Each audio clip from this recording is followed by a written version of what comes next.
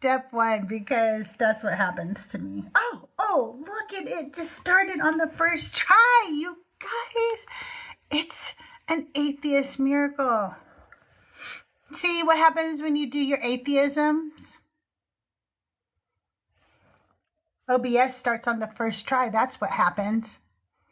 That is what happens. You guys, I do have an Auntie sermon for you this morning. So if you enjoy Auntie sermons and you think somebody else might enjoy them too, then go share this out. Share this out, especially with women, because as you know, in my Auntie sermons, we are decentering the men and we are asking the women to step forward and tell us their stories. This has been, you guys, I had no idea like what I was going to go through emotionally writing these sermons. They're very emotional for me. It just, I think of that little Christian woman that I was. Hang on one second. Hey, babe, there's a cat convention right by the door. Would you be able to see if that's because they need out or something? There's literally 4 cats at the door. Okay. All of the cats are now at the door. You did? Jason, I need to know about this sermon. That's really cool. Yeah, it was a cat convention. I feel like they were plotting against me. I'm not sure. I think that they're trying to make it so that I get fired. Those bitches. I don't like working with them anyway. They always go out to lunch without me. Oh, cool. Okay, yes. I would love to hear it, Jason. I would love to hear it.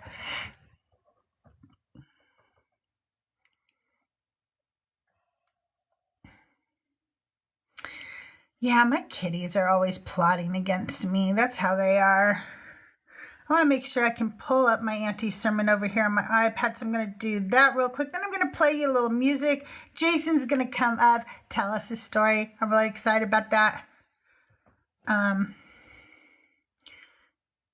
forgot what I was going to do. How do I do it over here? How do I do it?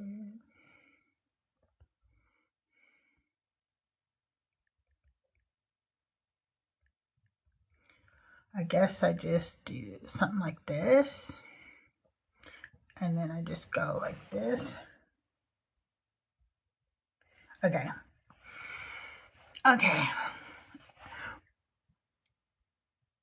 I should have you guys start seeing who the next girl or girls, woman or women in the Bible are. Hey, Jason, how are you today? Hey, I'm doing all right. How about yourself?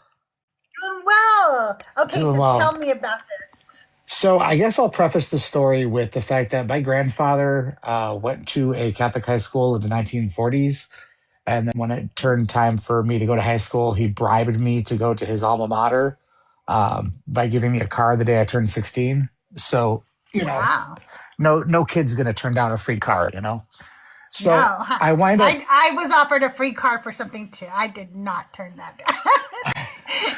When I was in high school, my parents said, "Give me all your money, let us investment, and we'll give you a car." And I was like, "Okay." Oh, well, yeah, that's different than, hey, do you want to go to a different high school? Right, right, true. No, so I'm lucky. I deconstructed when I was in my early teens, like 11, 12, 13 years old, when Pastor Tim at Bethel Baptist Church in St. Louis Shores, Michigan, told me that Adam and Eve didn't actually exist. And at that point, it was kind of like, if they didn't exist, what else in the Bible is bullshit? And that was the keystone in my deconstruction. So, but yeah, no, I went to this Catholic high school, and the brothers, the Christian brothers who were principals and teachers and everything, they all lived in a house together across the street from the high school.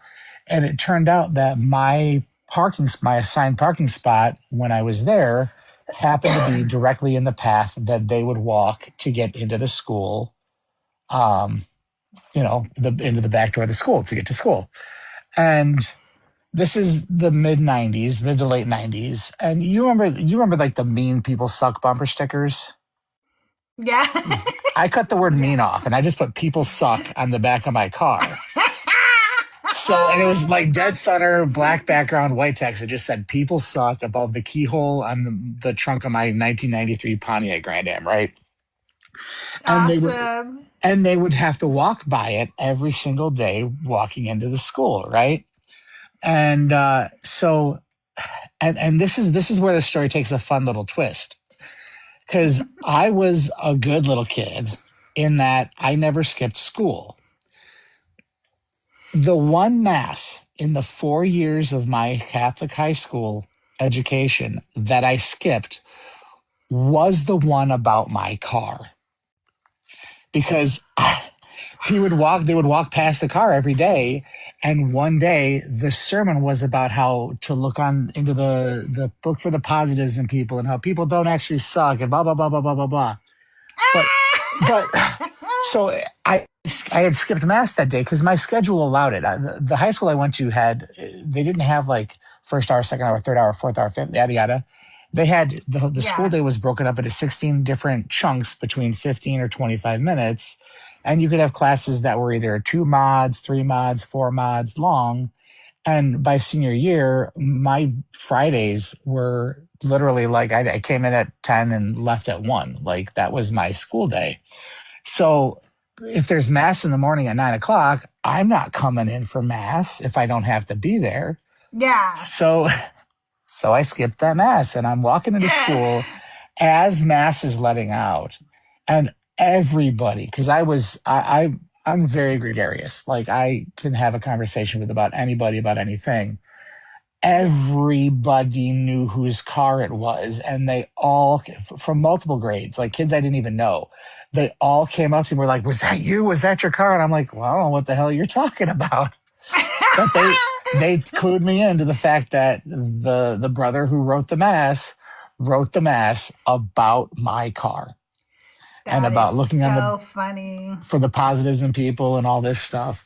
And I always give a little bit of a postscript to this story by saying at least he didn't look on top of the spoiler, because on top, and I'm dead serious here. On top of the spoiler was a sticker that says Jesus loves you. Everyone else thinks you're an asshole. I would have loved it if he did a sermon on that. And That would have been awesome. they'd either never seen that one or decided we're just not going to touch that one.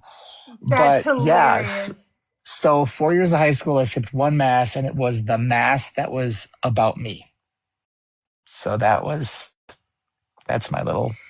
I had a sermon written about me. God didn't want you to be there. I honestly, I can't even tell you how I would have reacted. I would because the way that because when I say I was like gregarious, like I was the guy who like in the lunchroom, because I didn't have a lot of money growing up, and so like I would wait tables in the lunchroom. Like I would I'd sit at a table and be like, "Hey, I'm gonna go get some food. Does anybody want anything?" And this was like a private Catholic high school, so like some of the kids there had tons of money.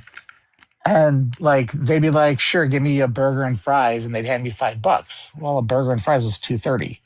So and they'd let me just pocket the rest. So I started grabbing a giant tray, and I would like go wait tables in the lunchroom, and I'd walk out of there with $30-40 on a lunch period, you know?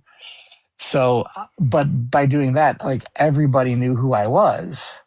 So I'm sure had I been there, I wish I would have been there, because like I'm sure they were looking around going like, "Where is he? Where is he?" Because we know exactly who it is. So, but oh my no, gosh, that's fun. The one mass in my 4 years of high school that I skipped, and it was the one that was about my car. That's funny. That is really fun. But by the way, you were right. People do suck. So I'm really proud of high school. You know, you were a wise high school kid. You were. I'll be honest too, and because I found. Do you remember LiveJournal? Like one of the old original like blogging websites. There was LiveJournal. Like, oh, okay, before, yeah, I do. Like it predated MySpace, back right? Blogspot. Yes, back yeah. in Blogspot days. I wound up finding my old LiveJournal from 20 years ago. And aside Wow. from some language that wouldn't be considered PC, but was a little bit more acceptable back in the day, my views haven't changed. My opinions on things haven't changed. Like I'm still the same person that I was. And when I found that, when I started crying, because I'm like, I still like I've been sticking up for people's rights and the rights of the marginalized and everything for 30 plus years now at this point. So, but I yeah, think that's why a lot of us were Christians, right? Like, because we actually thought that that's what it represented. It's when that starts to fall apart, you go like, wait, what? yeah, I need this to align with my actual values. And when you realize it doesn't align with your values, that's the problem. yeah, But I think I'm the same way. I I didn't always understand because I was indoctrinated into a very conservative Christian home, how sometimes things seemed fair or people lied to me and told me they were fair or right or whatever. And then later I would realize, oh, that's not true what they said. yeah. That was a lie. Or when But they say yeah, like, oh well, it's all part of God's plan. It's you yeah, just gotta. It's just that's just the way things. That's just the plan. So you gotta just deal with it. exactly. Like no, fuck that. I'm gonna make my own life the way I want to do it. So, but yeah, Absolutely. Hell yeah. that's my fun little like. I have so many stories from high school. Like I won't lie. Despite it being a Catholic high school and me being forced to take like religion class every single year, I still had a great time there. Cause like Oh, well, I went to a public high school, but we were friends with everybody at the Catholic high school, and we did things all the time over there, and we all hung out together. It was awesome. It was a great school. We loved it.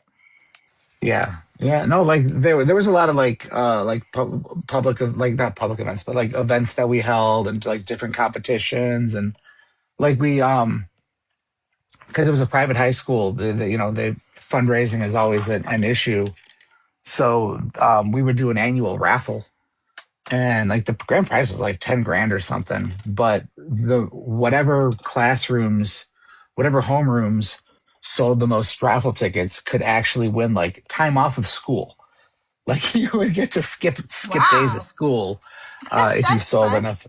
Yeah, yeah. So like it was fun. I had a good time at that high school despite the religion. And I'll say this as well. Freshman and junior year, I had the same religion teacher both years, and he was an agnostic. So he let me explore some of the more fun verses of like Leviticus and some of my so things that he probably never showed anybody else higher in the administration, but that I got away with because I approached them with rationality and with like Yeah. sincerity and like talking about how some of those Levitical laws are just like, why do we need a law forbidding this or preventing that Right. or dictating that women should only and women are unclean for this because and it's like that's a bodily function. You're going to punish Right. It's someone for a so bodily dumb. function? What? So There's so many weird, dumb things, and I don't know why I believed it for so long. Like, I believed I, it much, much longer than you did. well, uh, it's like you said, it's indoctrination. They get you when you're young, and they just kind of force you to believe. They just say this is the way it is and the way it's going to be, and you don't question it because well mom and dad grandma and papa said this is the way it's supposed to be. yeah, and exactly. and Exactly. and and like you said, like they do focus. I won't lie, they do focus a lot on the positive stuff, but and this is something I always think about when I'm watching like you debate or like Joel Mezzo or anybody debating. Like the theists, the Christians, they'll accuse us of cherry picking verses in the Bible, but they don't understand what the fuck the term cherry picking means. Because cherry picking is picking all the sweet things out of the Bible. We see the Right. sweet things. We just also acknowledge the bullshit. We acknowledge all of Exactly. the horrific, horrible things that are contained in that book, and we don't cherry pick just the good things. Exactly. Exactly. And that's what they do. Yeah. I do see you in the box. If you, are friendly right now. Friendlies, come up. Good morning, Joel. You are probably just scrolling by, but hi. Good to see you, Joel. Good to see you, Tahir, Godwin, everybody who is here. Thank you so much for being here, Vice. I'm about to do the morning Auntie Sermon. If you're friendly and you want to join, Godwin, if you want to join, anybody wants to join, come on up. And then after I do the morning Auntie Sermon, we will go ahead and bring up believers, okay? So we will bring up believers in a little bit, in just a little bit. Hold on. All right, you guys. Welcome to the show, Vice. Welcome to the show, Godwin. You guys, I'm going to go ahead and start. So if you'll mute up, I will begin this morning's Auntie Sermon. And I was going to tell you guys that I think that'll be fun for me to have you guys guess who is the next girl or girls, woman or women listed, named or unnamed in the Bible. Because I don't think you'll guess most of them. I think most time you'll just go right by them. Today's is about Timnah. And I don't know. Can anybody tell me in chat? I'll give you like just 1 minute because I don't want you to Google. Okay. Who Timnah is? Because I literally did not know. No clue here.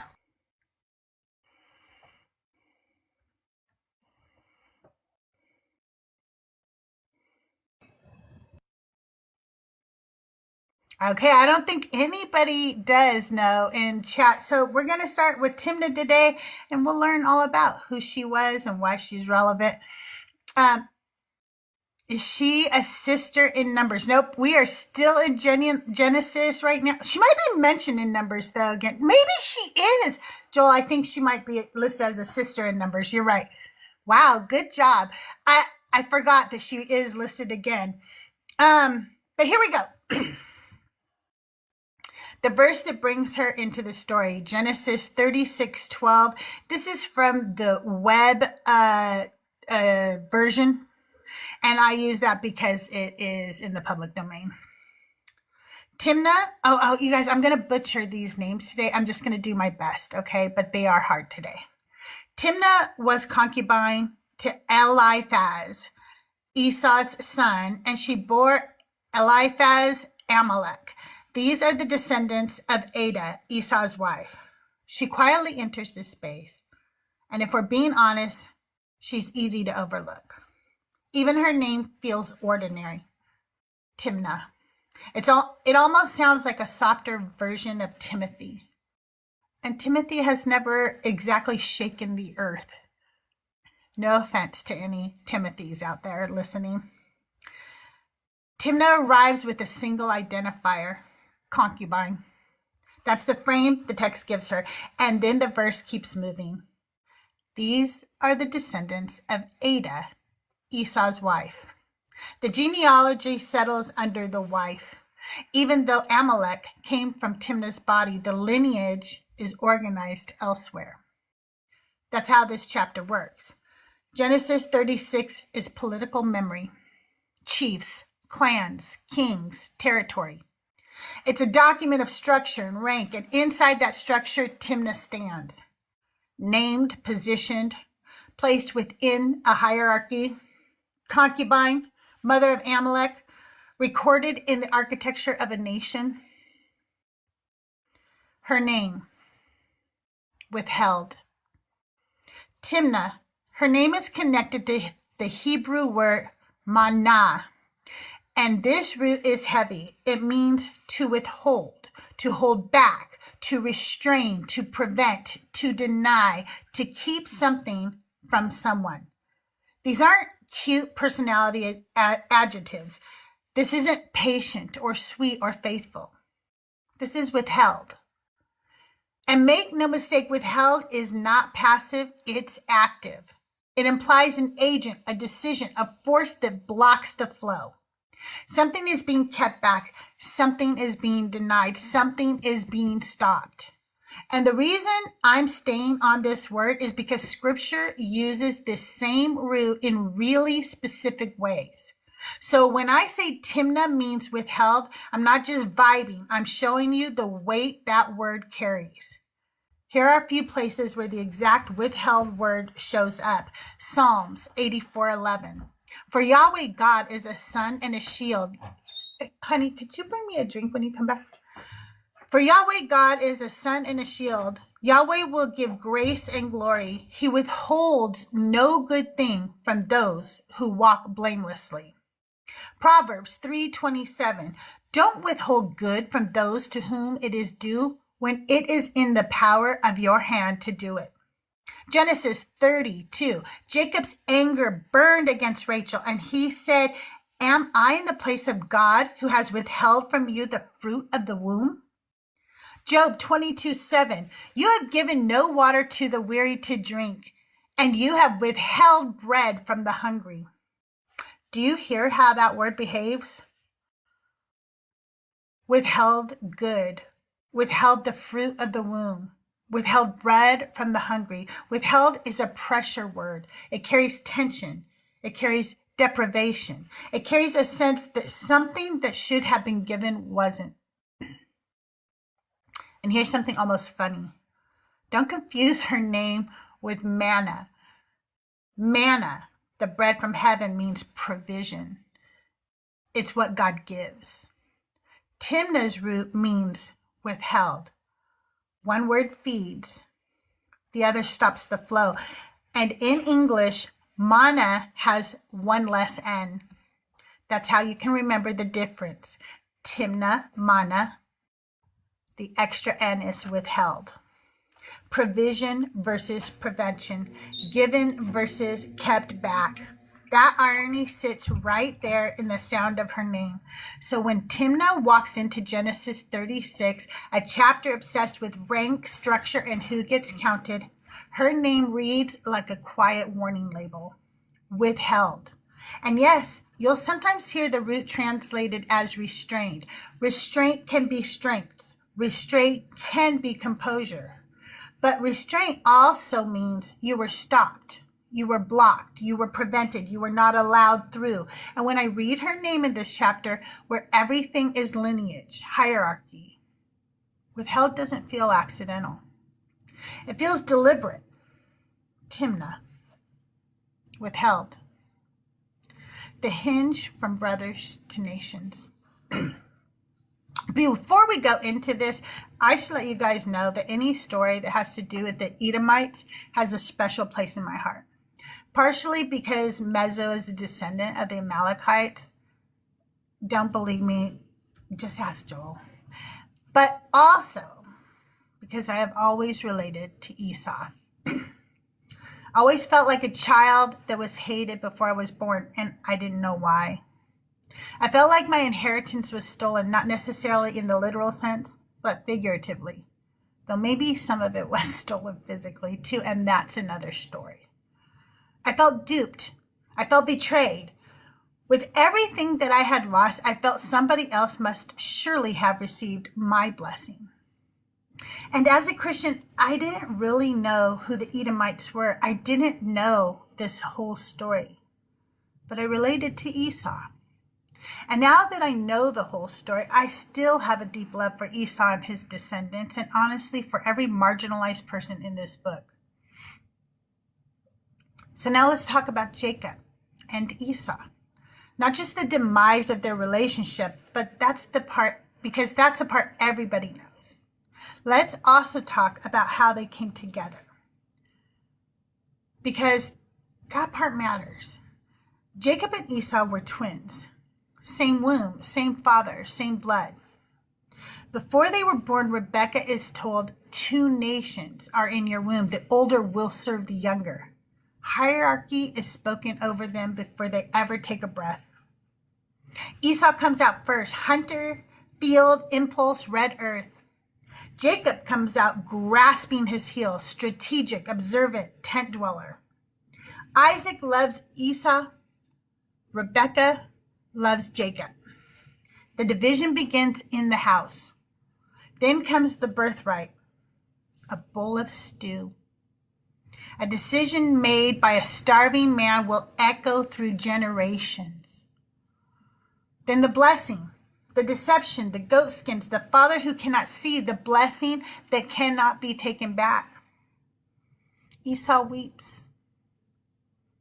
I weep for him too when I read that. It's not fair, and God never corrects things that are unjust. It's like he's in on it. Esau begs for something, anything, and there is nothing left to give. That is the fracture. Esau vows violence, Jacob runs. Rebekah loses one son to distance and the other to exile. Isaac loses both in different ways. Years pass. Jacob builds wealth, builds sons, builds narrative momentum. Esau builds his own household in another land.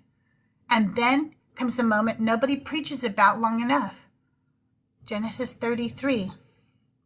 Jacob prepares for death thinking that Esau will kill him. He divides his camp. He rehearses apology. He bows 7 times. Esau runs toward him, not with a sword, with open arms. Please let that sink in. Esau ran to Jacob. He had loved Jacob the whole time. He missed his brother. They embrace, they fall on each other's necks, they weep. There is forgiveness there. Not perfection, not sameness, but forgiveness. And then in Genesis 35, they bury their father Isaac together, side by side. The last time we see them in the same frame, they are standing over their father's graves. Brothers. No banners, no armies, no national identity. Just sons. And then the page turns. Genesis 36. The language changes. Chiefs, clans, territories, kings. The story stops narrating relationships. It starts mapping power. The last time we see them as brothers, they're standing at their father's grave. One chapter later, the story stops calling them family and starts calling them nations. That is the hinge. And Timnah enters right there. Every time Timnah is mentioned, if we are going to take her seriously, we need to look at every place her name actually appears, not tradition, not commentary, just the text. There are only 4. 4. Genesis 36:12. Timnah was concubine to Eliphaz, Esau's son, and she bore Eliphaz Amalek. These are the descendants of Adah, Esau's wife. That's the first. She is identified by status, concubine, mother of Amalek. Next, 36:22.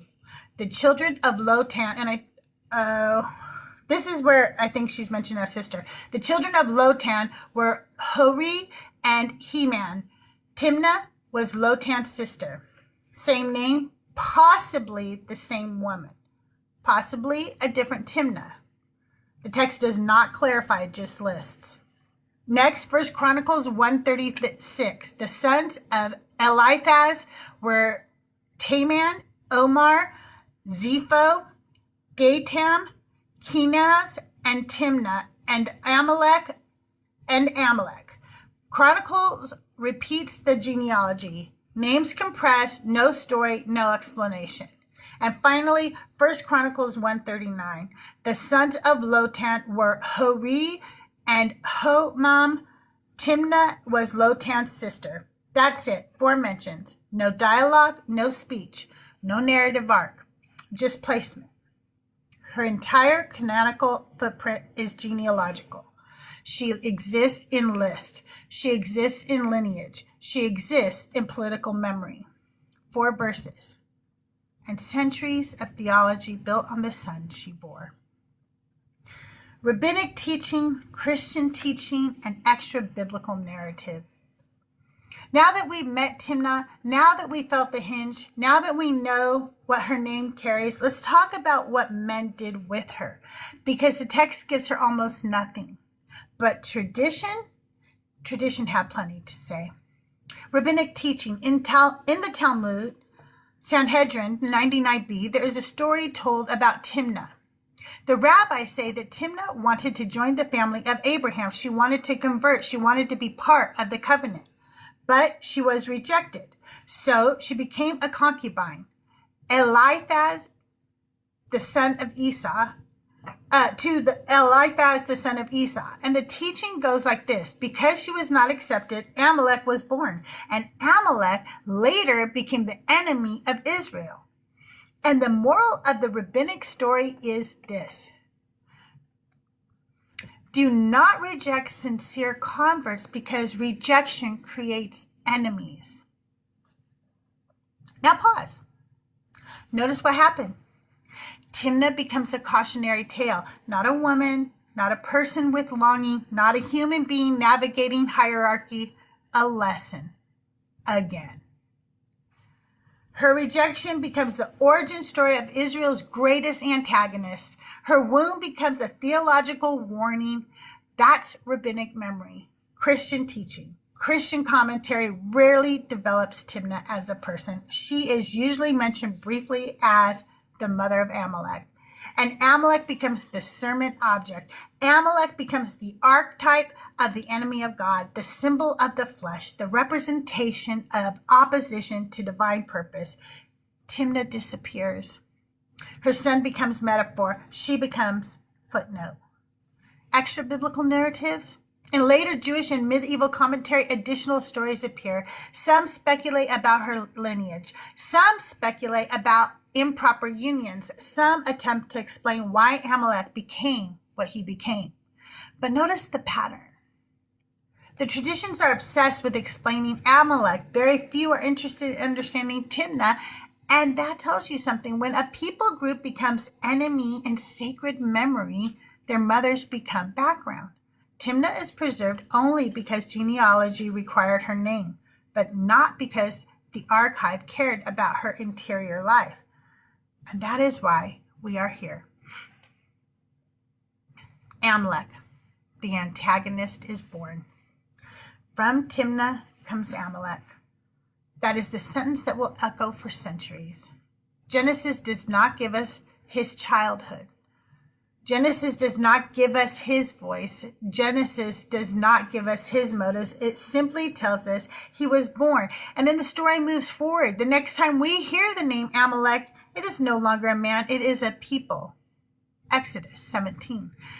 Then Amalek came and fought with Israel in Rephidim. That's it. No motive, no explanation, no dialogue, just conflict. And this is important. Exodus does not say why. It does not say who struck first. It does not give us context. It simply records that Amalek fought. Later in Deuteronomy 25, the memory becomes sharper. It says Amalek attacked the strangers, the weak, the weary, those at the rear. The story develops teeth and then becomes something even heavier. Deuteronomy 25:19. You shall blot out the memory of Amalek from under the sky. You shall not forget. Blot out the memory. Not defeat, not punish, erase. And centuries later, in 1 Samuel 15, that command turns into action. Saul is told to strike Amalek. Men, women, children, livestock. Total destruction. And Amalek becomes more than a tribe. Amalek becomes a symbol. In Jewish tradition, Amalek becomes the archetype of cosmic opposition. In Christian teaching, Amalek becomes the flesh, the enemy within, the spirit of rebellion. Amalek becomes mythic antagonist. And remember, the antagonist in one sacred story is the baby in a mother's arms in another. From Timnah's body comes the name that will be remembered as enemy for generations. Not because we know his heart, not because we know his childhood, not because we heard his voice, but because the story needed an adversary. Amalek. And once a people become adversary in sacred memory, everything about them hardens. And the mother who bore him, she is reduced to a footnote.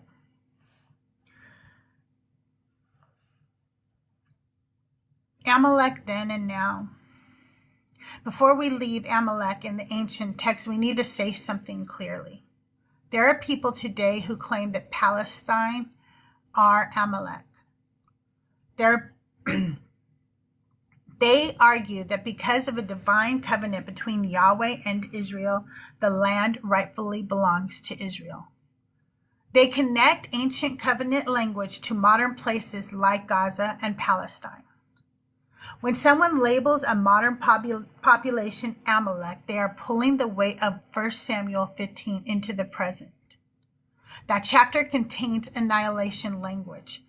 That is not a small move. That is ancient war language placed on living people.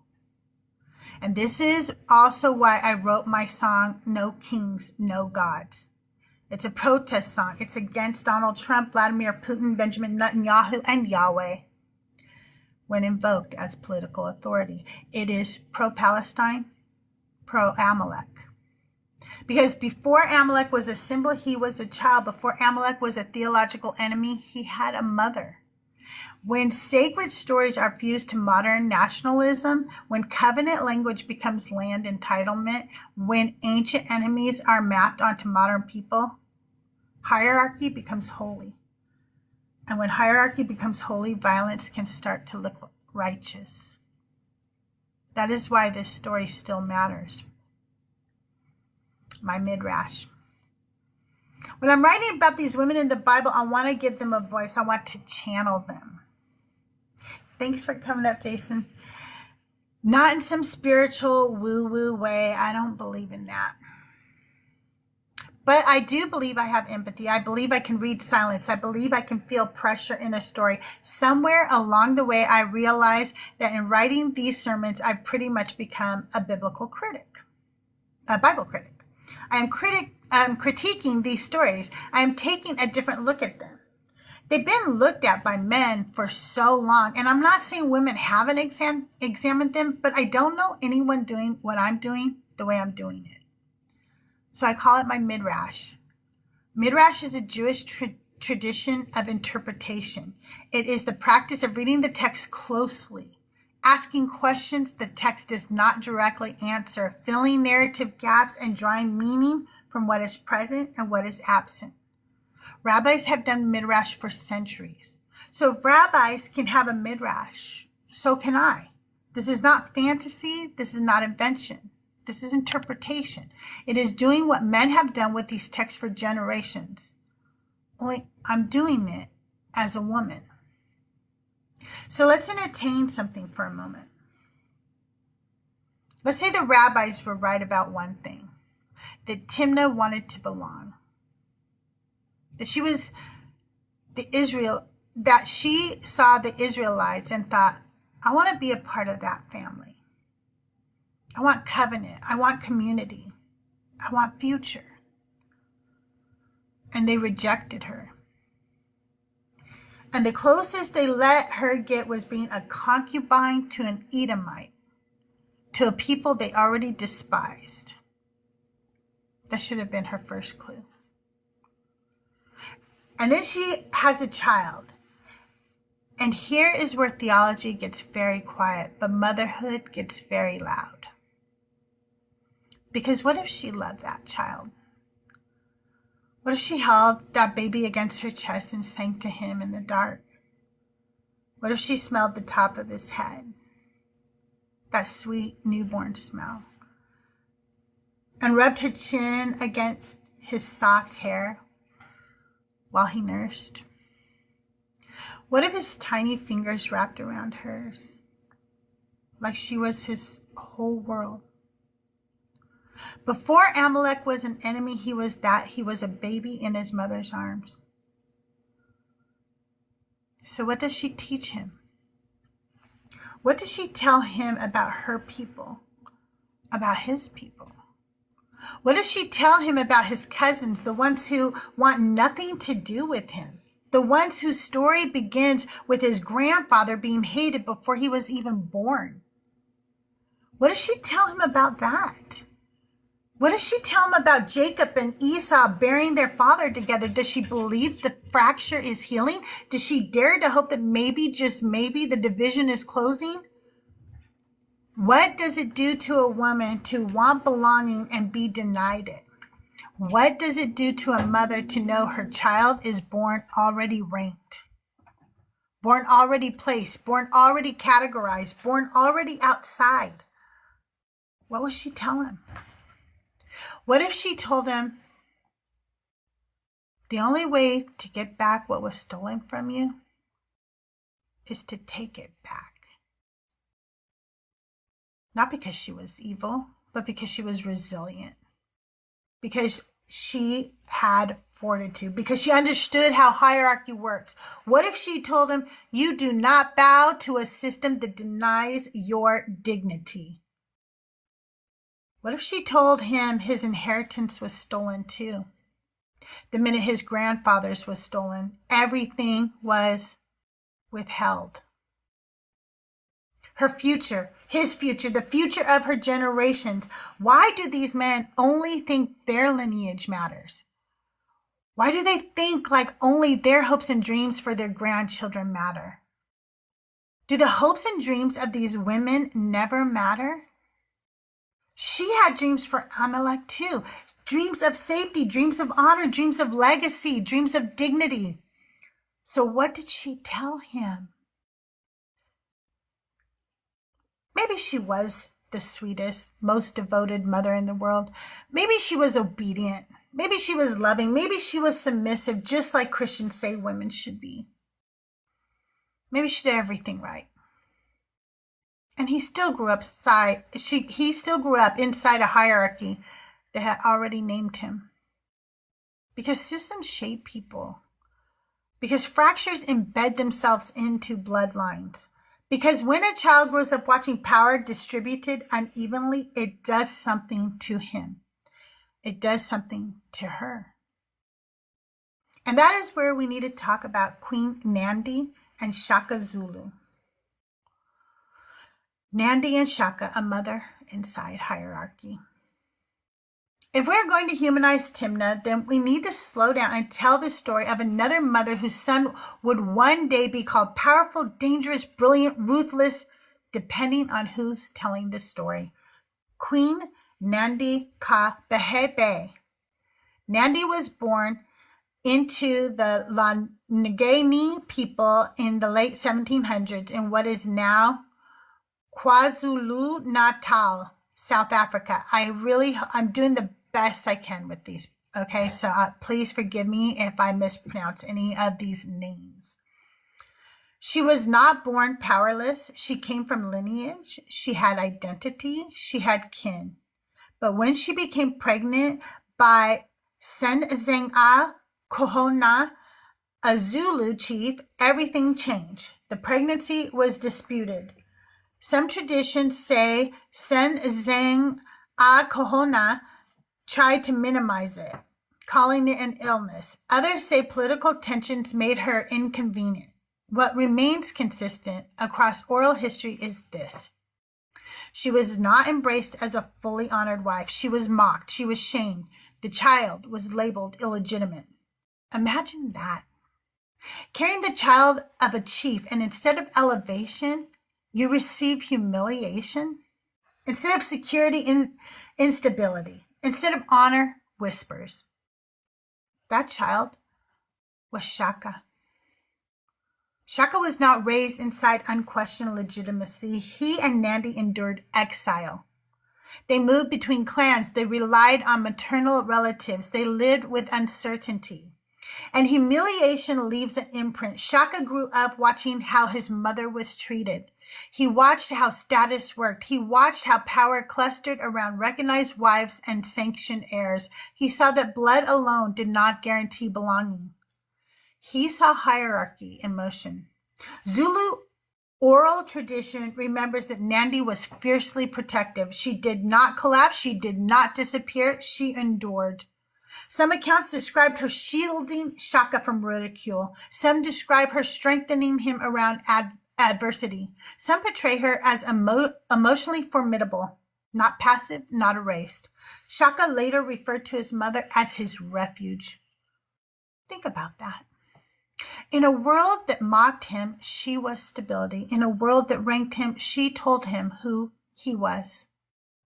Years later, when Shaka rose to power after Senga, I cannot remember how to say his name. I'm sorry. And I usually have phonetic spellings for me, but I do not here. The previous king's death, he did not rise gently.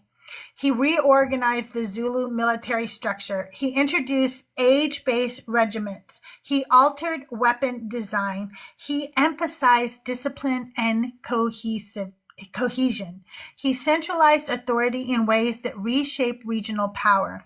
Some historians describe him as a military innovator of extraordinary intelligence. Some colonial accounts painted him as monstrous, exaggerating brutality to justify later European expansion and intervention. But strip away the myth-making, and what remains is this: he was forged in hierarchy. And when Nandi died in 1827, Shaka declared national mourning. Cattle was slaughtered. Fields went untilled. Grief became public. He elevated her to Queen Mother. Her suffering became part of the origin story of a nation. Her motherhood became foundational memory. Now sit with that. A woman who is not fully honored by the man who fathered her child, a son born into contested legitimacy, a rank system that shaped his identity, a military leader forged from exclusion. Now return to Timnah. Timnah becomes concubine to Eliphaz, son of Esau, not a primary wife, not a covenant matriarch, not central, a concubine. Her son Amalek grows up in a family where blessing was unevenly distributed before he was born. Where his grandfather was told he would serve, where nations emerge from favoritism, he too grows into a military leader. But in Israel's sacred text, he is the antagonist. Shaka is remembered as founder, Amalek is remembered as enemy, but both began the same way, as sons of women navigating hierarchy, as babies in arms that were not fully honored, as children watching power move unevenly. Nandi was not evil. Timnah was not evil. Both were women whose futures had been withheld. Timnah. Withheld. Her name was not random. It means restrained. It means held back. It means prevented. It means denied. And when you trace her story, the word fits like skin. She was withheld from full belonging, withheld from primary status, withheld from narrative voice, withheld from matriarchal honor. Her son inherited that withholding, and when withholding hardens into hierarchy, hierarchy hardens into identity. The identity hardens into conflict. We like to talk about Amalek as if he emerged fully formed, a villain, a threat, a symbol. But no one is born a symbol. They are born into systems. They are born into stories that rank them before they spoke. Timnah lived at the hinge.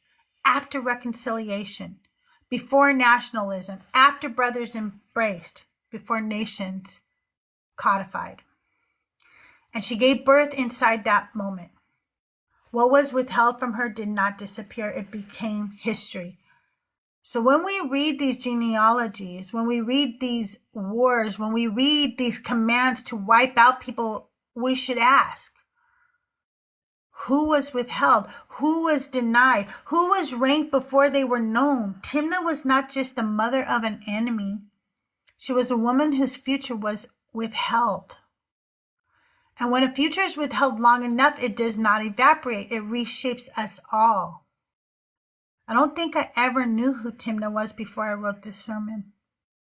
She was just a name in a list, just a concubine, just a mother of Amalek. I don't even know if I knew that.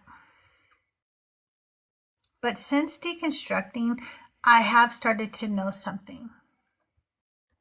Christianity withheld so much from me as a woman. It withheld my autonomy. It withheld my leadership. It withheld my voice. It withheld my stories. It withheld my sexuality. It withheld my hopes. It withheld my dreams. It withheld my truth. It withheld my desire to learn. It withheld my desire to trust myself. Lean not unto your own understanding. It withheld my right to interpret. It withheld my right to question. The list is endless. Timna. Withheld.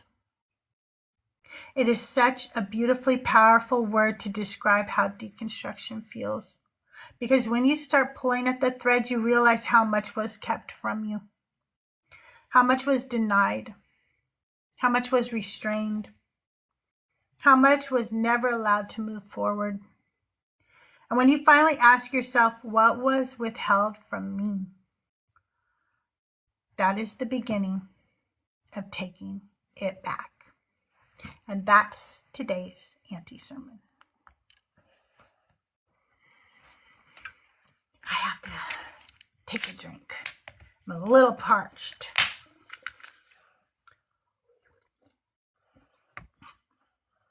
Good morning, Godwin. You guys, thank you so much for the 20,000 likes. I know I probably lost a few viewers during my Auntie Sermon, but for the rest of you who stuck with me, I appreciate it. I thought it was very interesting. I enjoy learning about each of these women, and I don't think I ever knew that Amalek's mother was a woman named Timnah.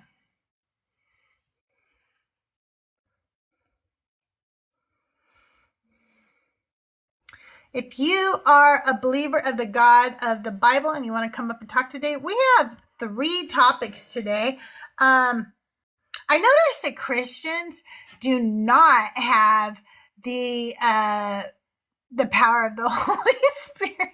Like, they don't have patience at all because, I know that was a little they had to wait, but I have literally, if I wanted to talk to somebody, I've waited at least an hour or so to talk to somebody. If I really want to talk to them, I stay in that box. They will not stay in that box. If you are not going to bring them up right away, they're going to go try to find another live so they can spew their nonsense somewhere. That's my thing. Hello, I see you all over there on YouTube. Thank you for joining me. I really appreciate it. I don't know if I'm up over on the Deconstruction Junction this morning. Let me check over there. Like to say hi everywhere. I am up over there. Good to see you guys. Oh, I look at the phonetics on how to say the name. So, Eliphaz is what they told me. I don't know. When Bert is up here, he corrects me every time. So I just don't ever trust me on the pronunciation of a name because I'm probably wrong. I do my best, though. I really do. So we have 3 topics today. Christians don't believe in miracles. Why should women be Christian? And I'm an atheist, Q for Q. No, Eliphaz is the son of Esau. And Timnah is the concubine to Eliphaz. I have to picture the phonetic spelling just to say his name. And yeah, so that's who Eliphaz is the son of Esau.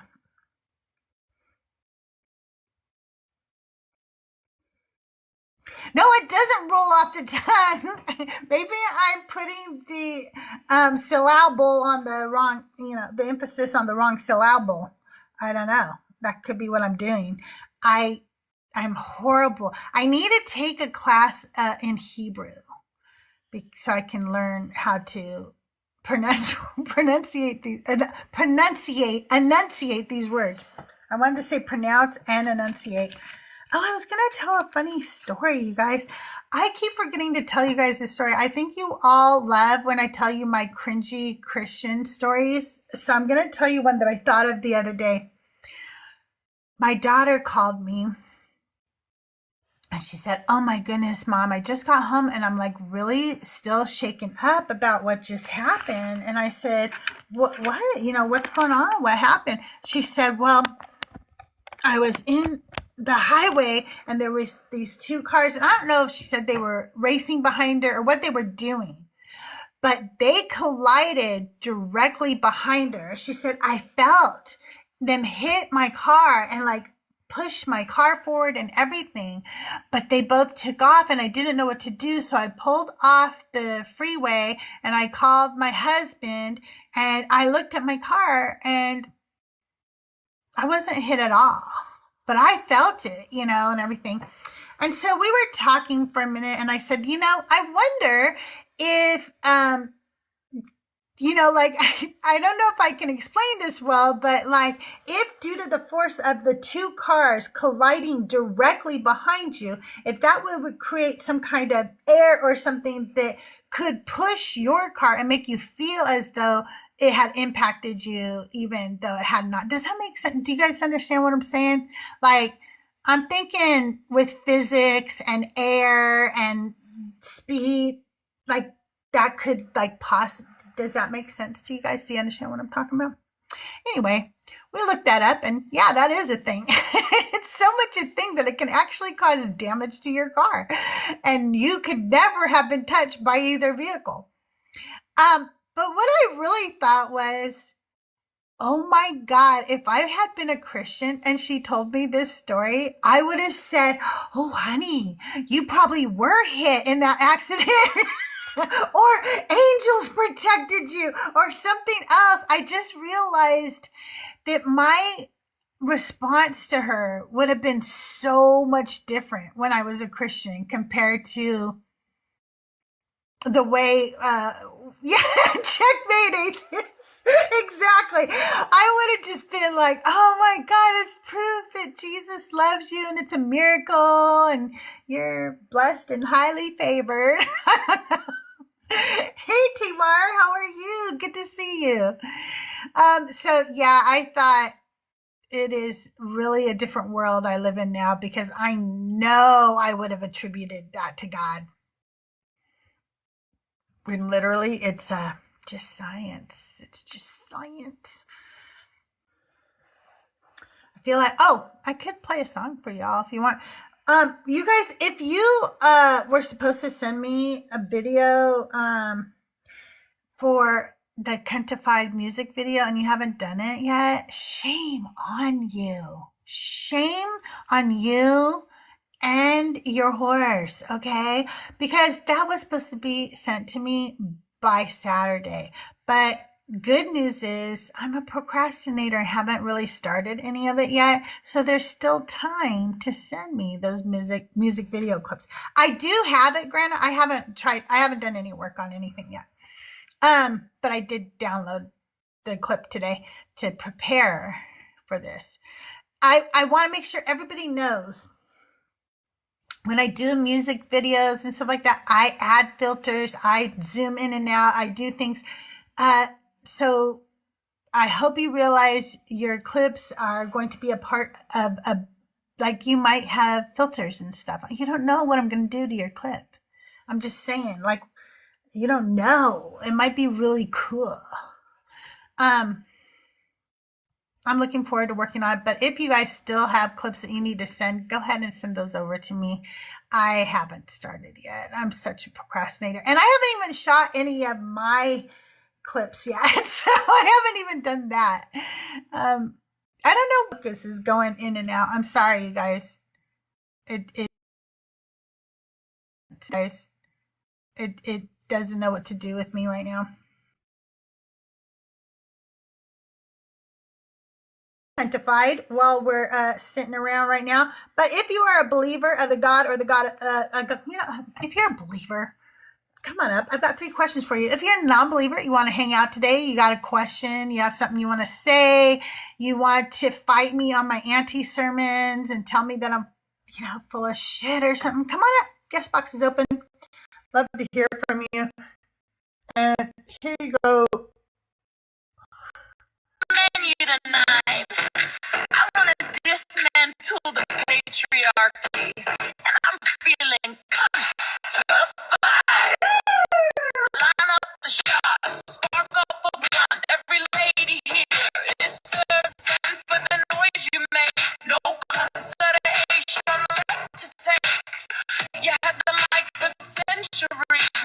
cunts practice mutiny.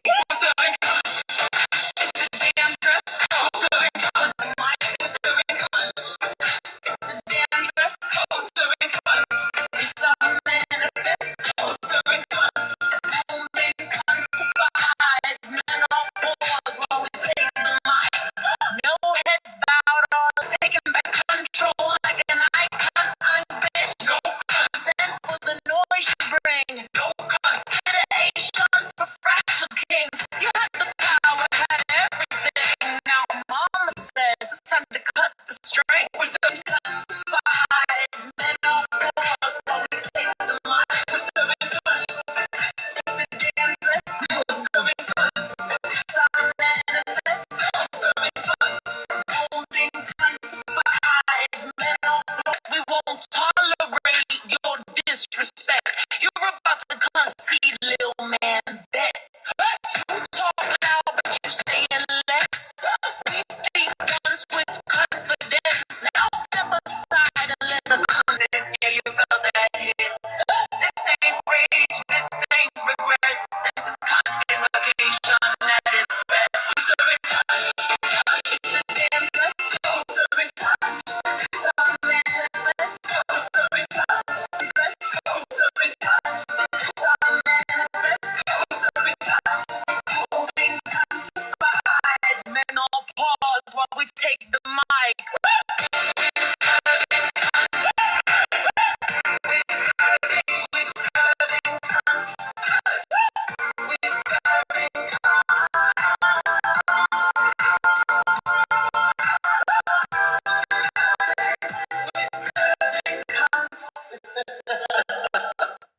See my video.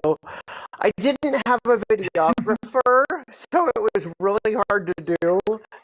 And my first time through would have been like perfect. And I could, the video like just didn't work. I'm trying to do it. It was awful. But What I I had a blast. did see looked really fun. It looks Yeah, it was really fun, but it was just funny because I had paint and water and everything going. So, yeah, how are you? Good. What have you been up to, Godwin? Hey, Crystal. Hey, I'm just Godwin. working. So, Yeah, Thank you. Thank you. I saw you didn't make it to Zena May's, what you call it, speakeasy last night. I dropped in and out. I was connection. It was, I mean, like a life-changing almost experience. There was art and poetry and songs and like everything. I bet you have a lot going on. I do have a lot going on. You know, I am trying to get really bad about making regular content. Like I'm really bad about putting little video clips out and stuff like that. I suck at that. And I kind of need to do that. I'm good at the stuff where I go live or I write or I, do the songs and stuff like that. That I'm good at. Okay, yeah, go ahead, Godwin. Oh, you can know what I do, so I don't care.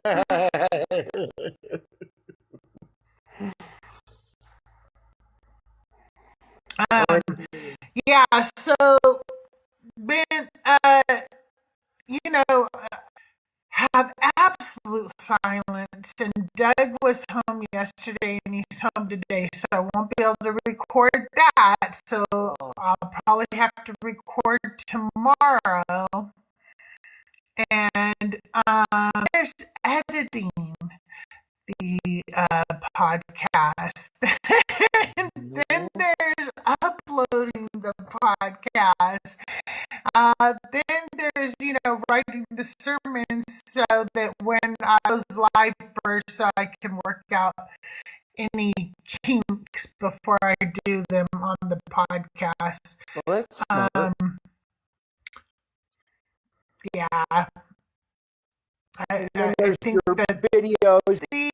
the admin of the Deconstruction Junction, and over there we're doing a really fun little belated Valentine's on the Deconstruction this Friday night. So if you're part of the Deconstruction Junction and you're single and you want to mingle, it's really fun. It's everybody is welcome. It is also something that you don't have to come up on stage in order to participate, because we're going to have audience participation. If you are interested in somebody, you will have a mod that you will send your information to. If that same person is interested in you, we will notify both of you. That way there's consenting to getting to know each other. So I think it's really going to be a good event if people join it. We need What time? some breaks. I don't know. You have to check Deconstruction Junction Discord. I don't remember. Okay, I can do that. I don't remember. Let me look. I actually could do it right now. I forget I have my iPad right here. Let me. Her, and she's like, no. Aww. She's so funny. Where are the bound? Okay. So, yeah, and yeah, so just as long as you're 18 or over and anybody's invited, we do ask the information so that way you all can kind of get to know each other ahead of time, like who's interested, or whatever. And there was something, like your logo or your your little PFP, whatever you want to add. But this way people know your age and because I like you put age on there, because even though I go by Grana, people still think I'm under 50. I'm like, people, I'm 56. Like, or a couple decades behind me, Well, yeah. People think I'm a lot younger too, and I think they're lying to me. And though the TikTok does something to make it so you can't see all my wrinkles, it's like there's a bit of a filter going on, and I don't put it on. I'm not adding it. Right. I promise you, I'm not catfishing. I was like, I thought she was in her 40s. Like, oh my gosh. Hi, Kenny. Welcome to the show. Hey, how's it going?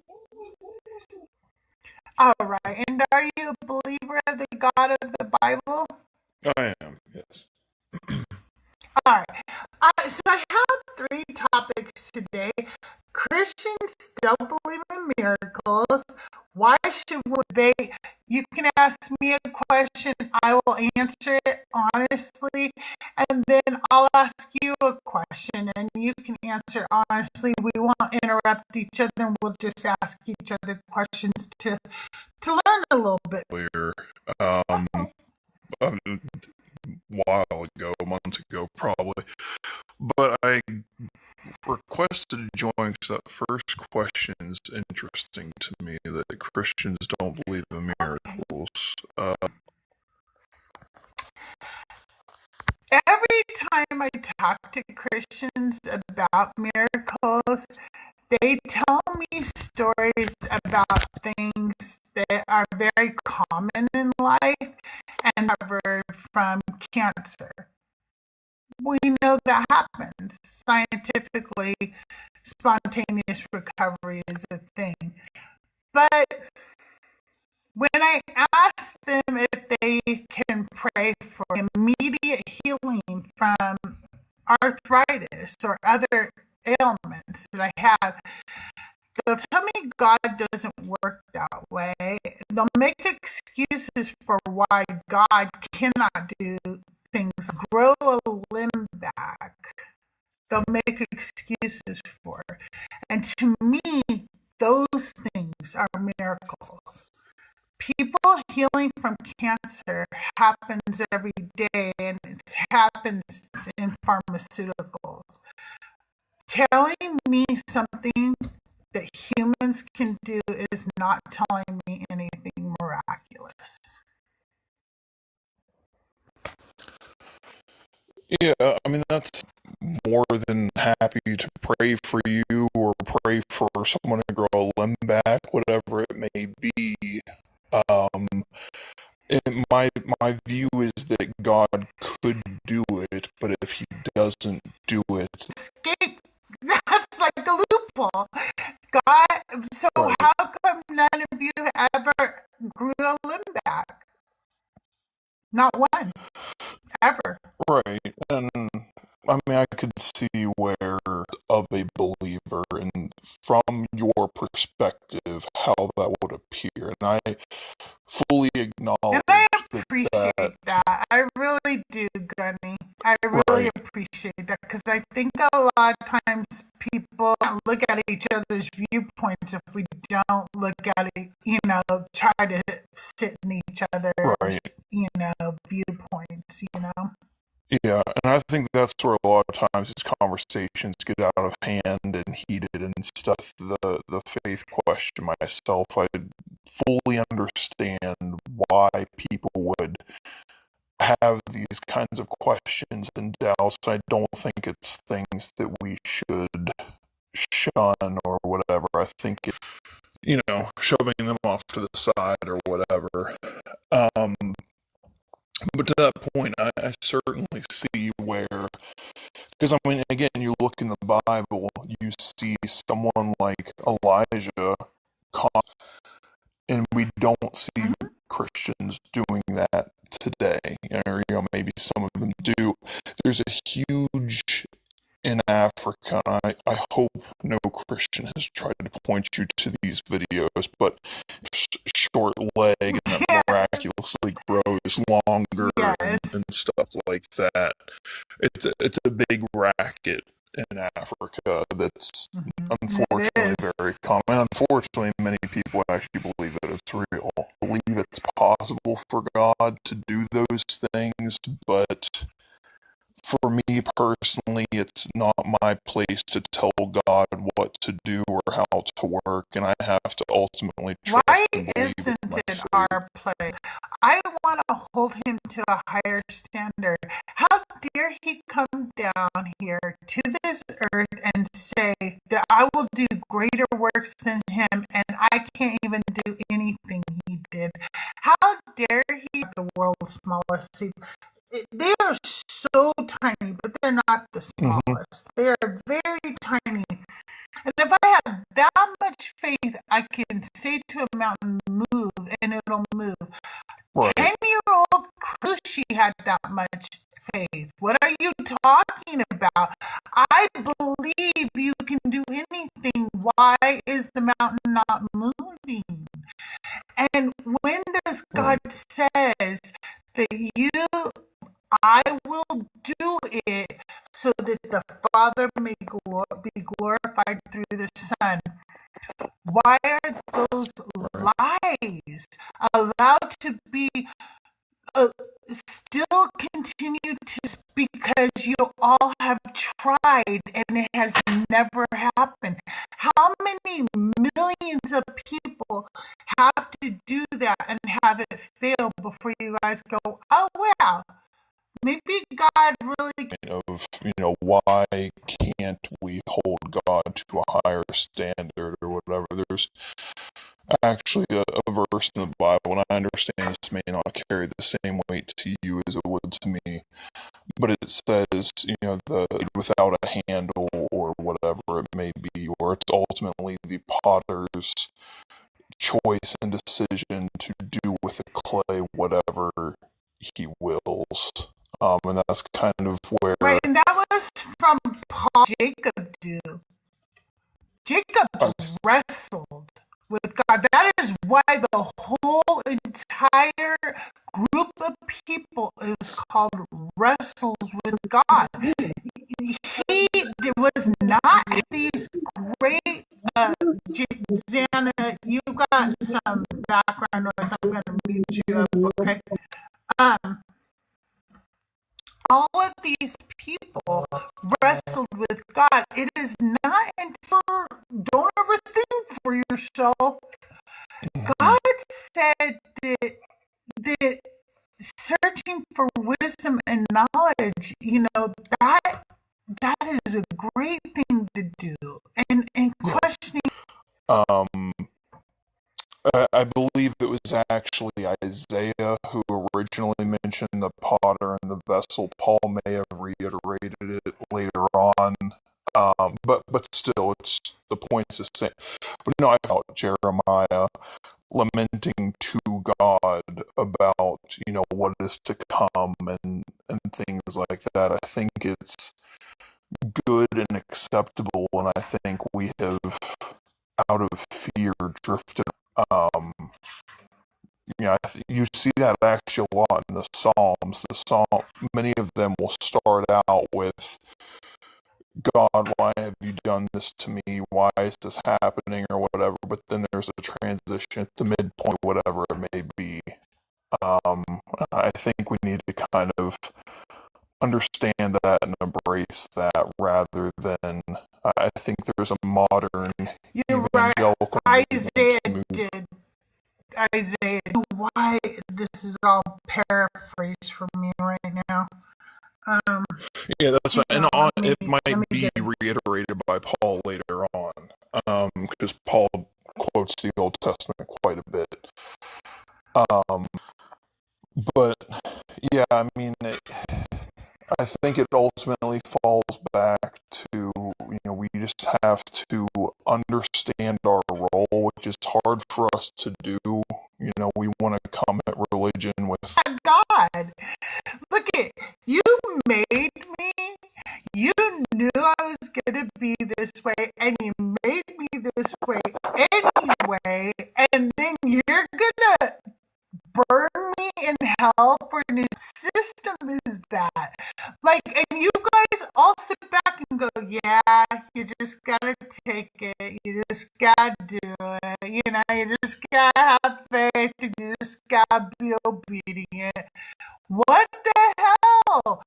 No, we're gonna burn in hell forever because this God, who has the power to make himself known at any moment in time, has said, nah, I'm going to just play hide and seek with...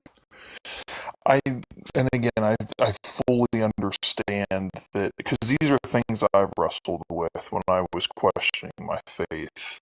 To me, they say the problem of evil is one of the harder things on the divine hiddenness. That, God chooses to reveal himself to some and not to others, and you can't deny the fact that where you're born geographically plays a large role.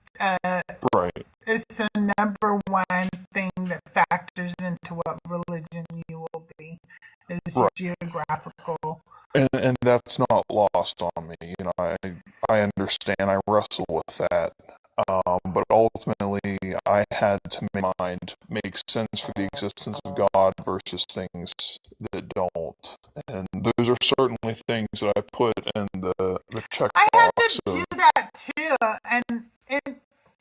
And even when I do that, not this God, it is so clear that this God is made up because it is so clear that it is made up by men of that era wanted to do during that time period.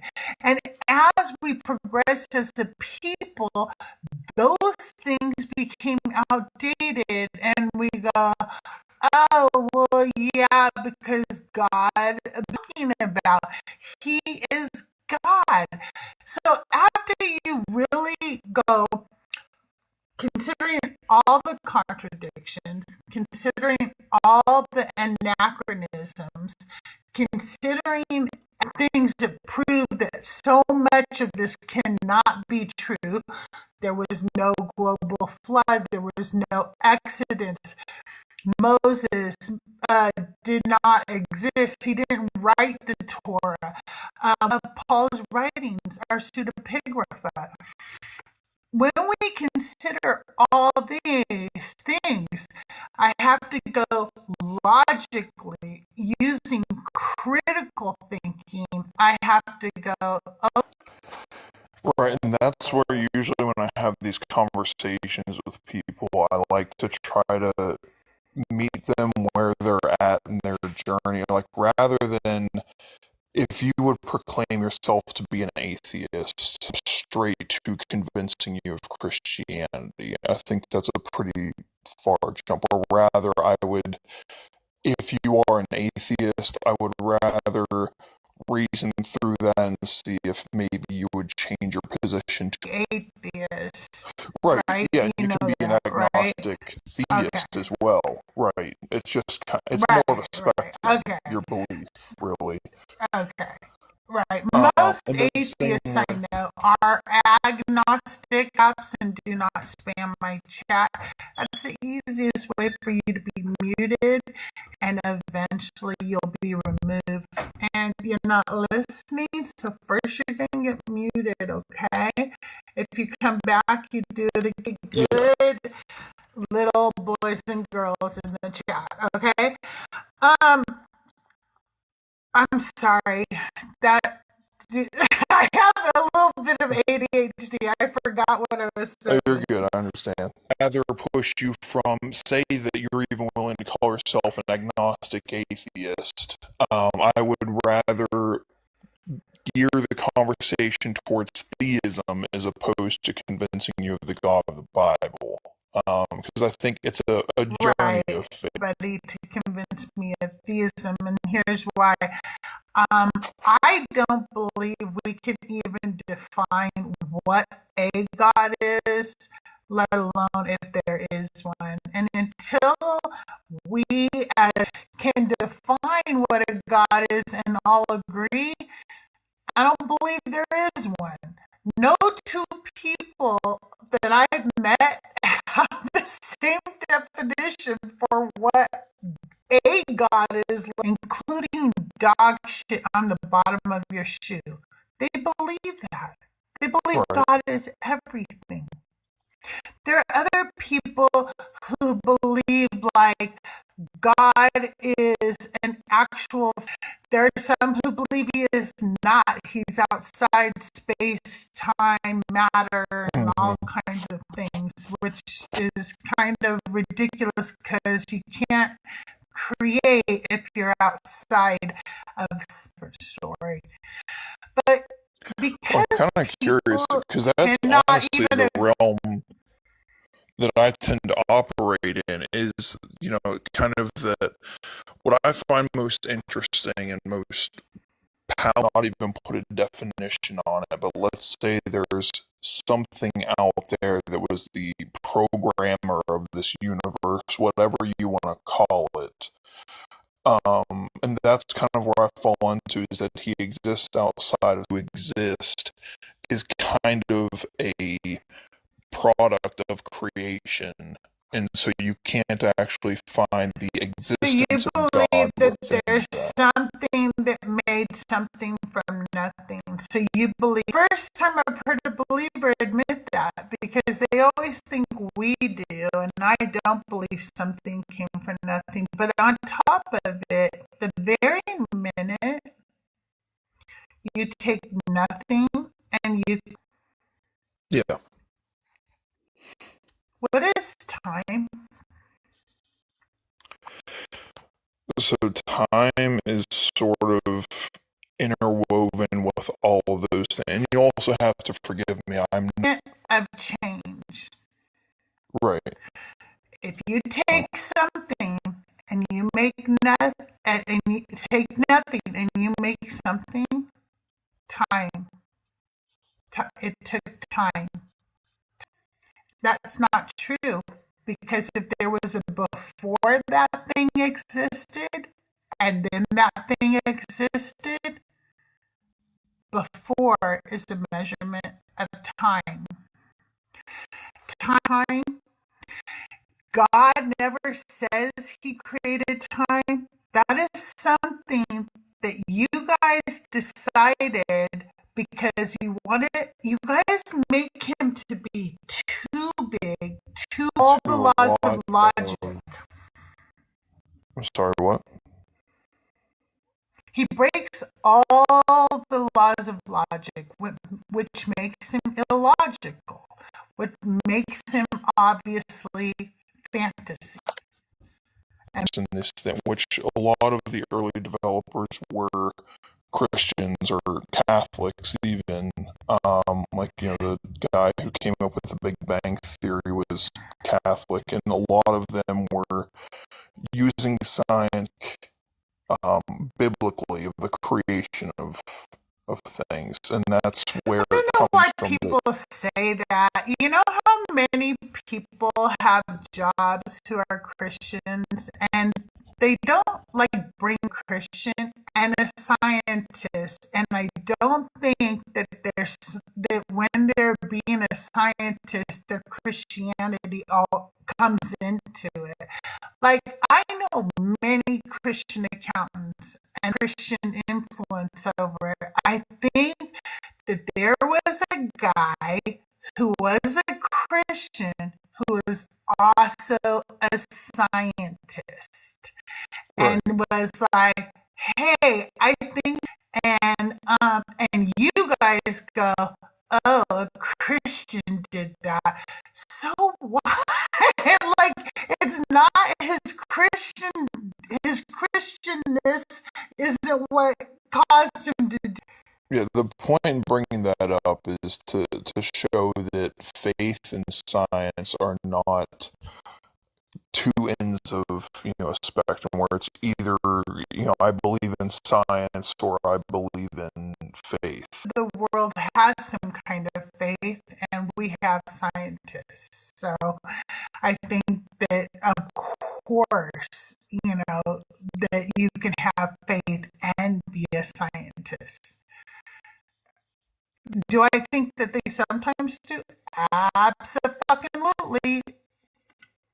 I think Right. that there are people who cannot separate their religion from other things they do in their life. Absolutely. As Christian, Muslim, Hindu, or what have you.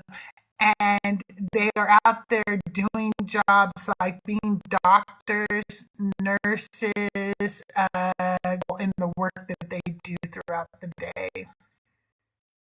Right.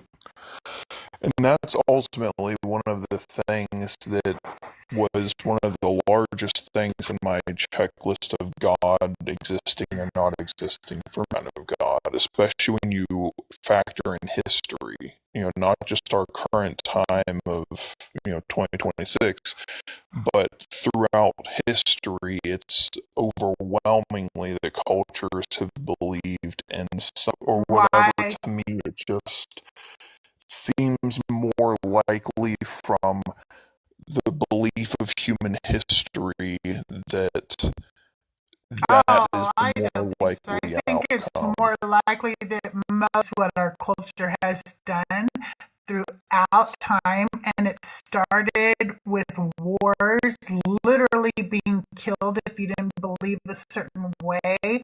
So people were forced to believe a certain way. They're so indoctrinated that they cannot for one moment think critically. So I don't think that the fact that because most of us indoctrinated, we allow leaders to lead us right off cliffs constantly. We're doing it right now in America. We are allowing to do that throughout history. It has been the demise of, of civilizations throughout history. Right, but you also have to understand those wars that were fought, which I'll grant you, they were Protestants, or it was almost always two sides of belief Right. warring against each. It was never like atheists versus believers, and the believers just so happened to win and choke out the atheists for that generation. Power, whether we acknowledge it or not. And really, the atheistic thought is kind of a more modern production within the last. Because we've gotten smarter. Time we have a question about something and we dig deep enough, the answer is always a natural answer. We have never gone, oh my God, you call out, and this is exactly what happens. No, every single time we dig hard enough, there is a natural answer to why something. Between faith and science, it's not. Nature is God's thumbprint. It's not like there has to be a supernatural sign. No, that's just a claim. That's just a claim with this God. And now that some of us go, hey, I don't have to fill that gap with that God anymore. I realize that every question I have actually has but because the majority of people have still believed in a God, like that's kind of proof that it's probably that there is a God. No, that's not proof. It's proof that indoctrinated believe in whatever fairy tale they are indoctrinated into. And so we've done it all of these throughout practice centuries. Do you think all these cultures practice like strict and creator who they thanked for the hunt or whatever it may be? Do you think all of these things had to be people instilled indoctrinate in their children. Yes, children are born atheist. Theism. No, we wouldn't have, because when we were young tribes out there, we did not know where things came from, how those gods have different powers, different meaning, different everything. Again, this is why I'm an atheist, okay? Go figure that out. Some gods were immortal. Some gods have magic power.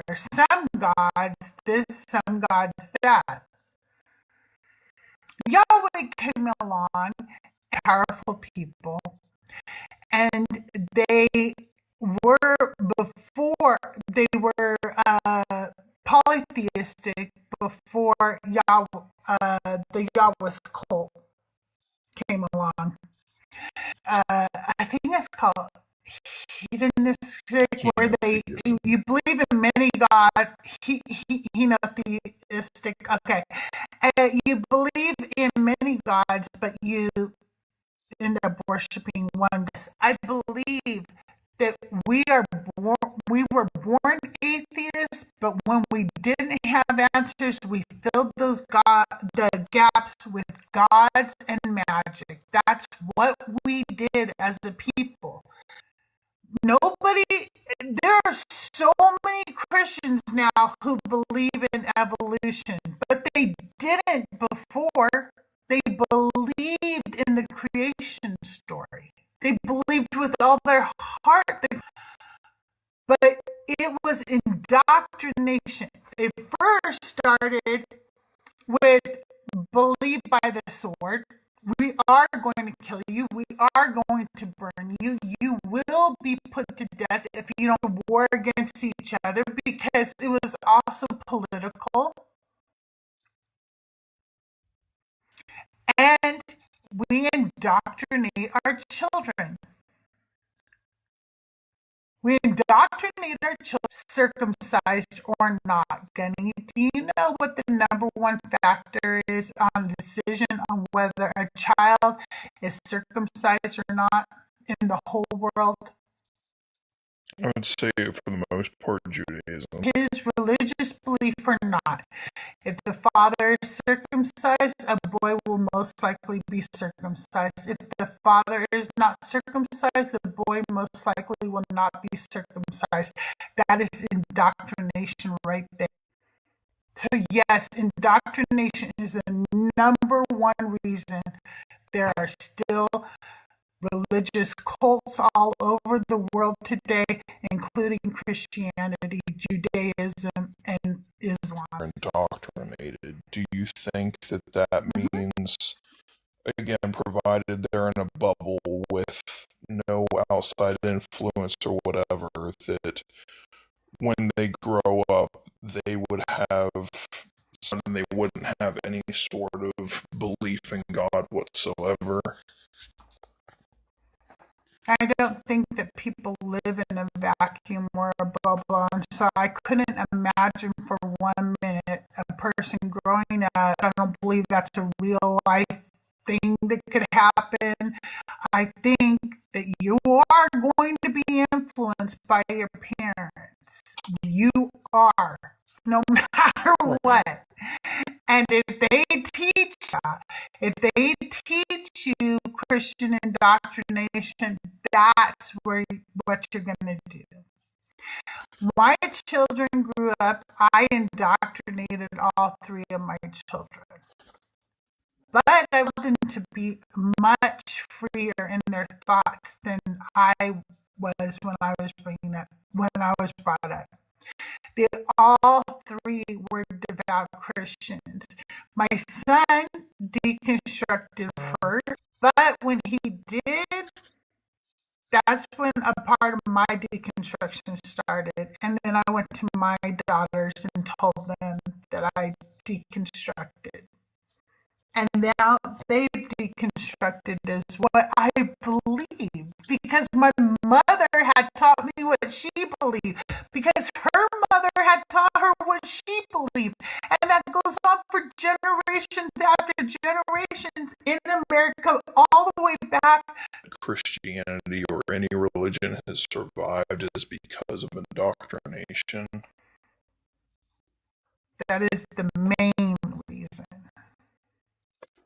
Because I would say most people end up, when they religiously or philosophically, whatever it may be, I don't share the same political Well, we are not our parents, right? Right. We have different and so brains, I don't we share have the different same life political experiences. views as Catholicism, separate from my parents. And so Oh, I'm throughout sorry. history, people are willing to go.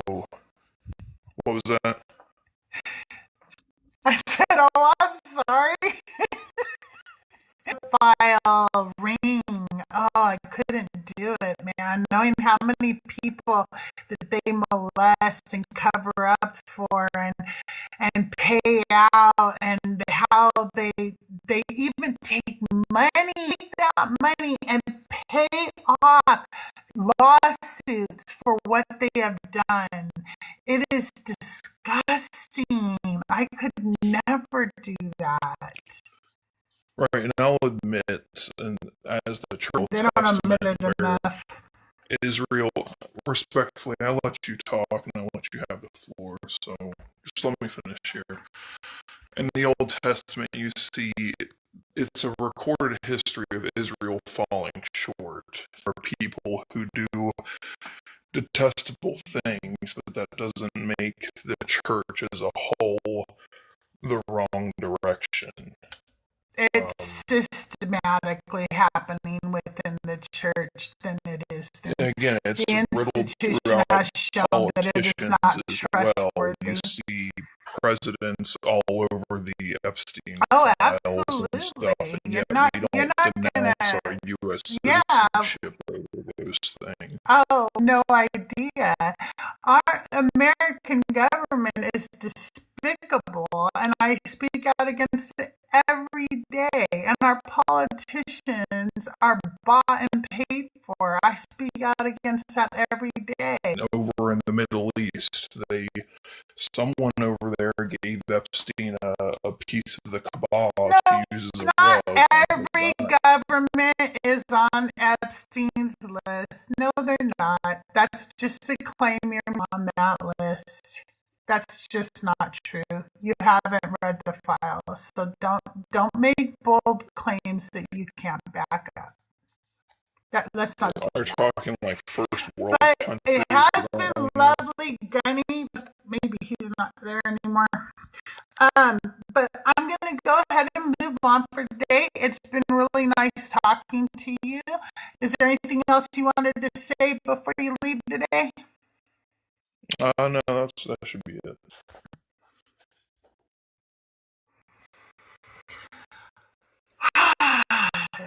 Yeah, it is my show. Today. Thank you. I just kind of needed to move on because if we're going to start everybody on the Epstein list, I can't do that. No. 38 Epstein list me, okay? Our president is a piece of shit, okay? He's on the Epstein list 38,000 times. If you're friendly and you want to come up and hang out, guest box is open for friendlies too. I usually like to have one or two people up here to hang out with me, so I have somebody to talk. Dead air. I don't even know what to do with it. Like, what can I do? Should I read Discord? Is there Discord drama? I have not. Okay, listen. You guys, I like going to estate sales, and I used to, okay, I will play a song in a minute. You tell me what song to play. I sale, so y'all got to pick through them first. Don't get mad at me. And then I would sell the clothes online and stuff. But I also like to, before that, used to sell vintage things and stuff like that. Then recently, let's see, what is something I bought recently? Oh, some jewelry. I bought jewelry. I'll show you in a minute some of the jewelry I bought. Oh, let me just show you. I'll just back.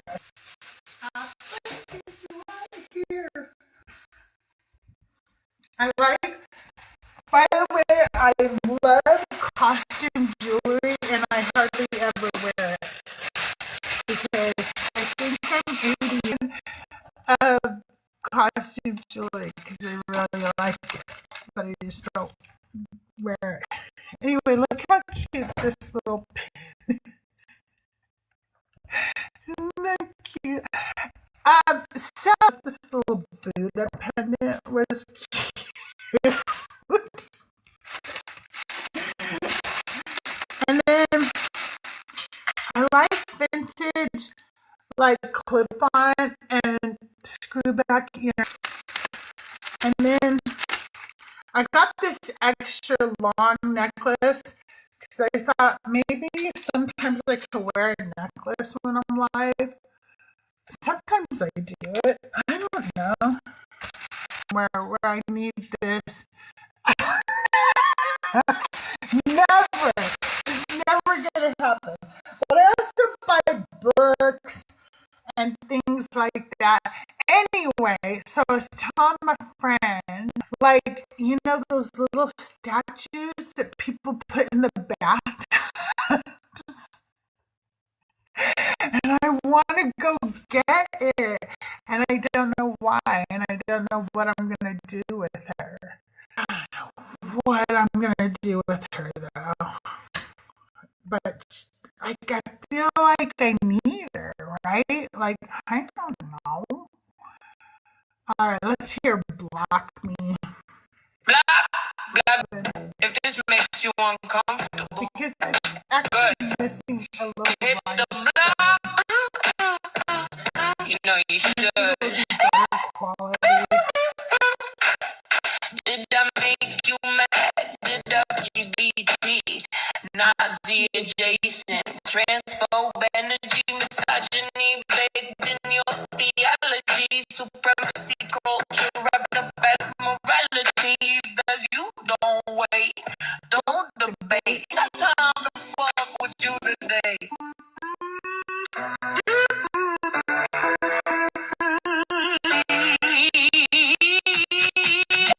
Motherfucker, if you won't engage, if you won't look twice, last minute tricks. You think I need your God to be whole and pure? I'm atheist, feminist, solid and sure. I ain't into the grift. It's all a facade, it's a patriarchal system split. Block me now. Ain't no sweat off my brow. Hit that block, don't stick. Block me now. Yeah. Pro-ice, pro-Trump, red hat on display. Same playbook as the KKK. You cheer for gay, this call it law. Where the fuck is the line drawn? You couldn't vote for a woman to save your life. Hit block now, bitch. Exit right. Oh fuck. I said a naughty word. I see you strangling on your pearls. This ain't culture, it's rock. Silence ain't peace. It's God. You capitalism feeds bombs, not bread, and you call that values? Nah, block me instead. Block me now. Ain't no sweat off my brow. If that block don't stick, block me now. Block me. I'm loud as fuck. I'm still here, bitch. So now what? This ain't politics, this is belief. If my morals hit nerves, find your relief.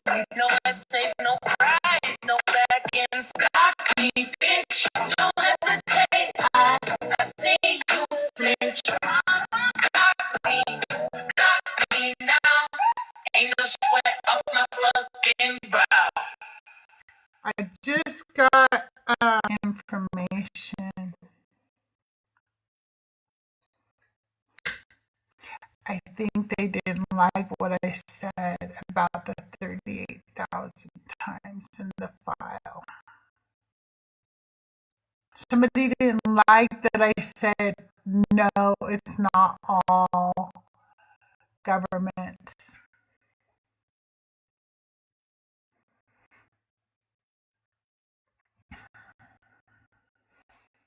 Actually telling the truth. Yeah, I can. Thank you. I love that song.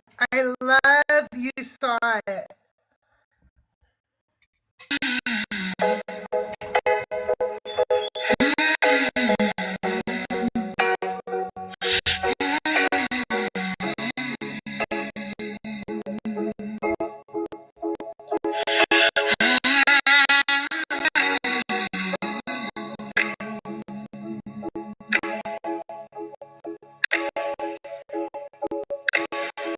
Men didn't have the nerve to name you.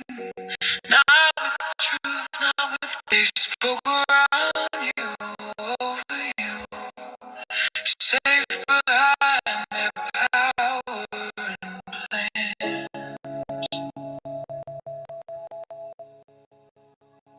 They prayed things to name you. No, that would be my claim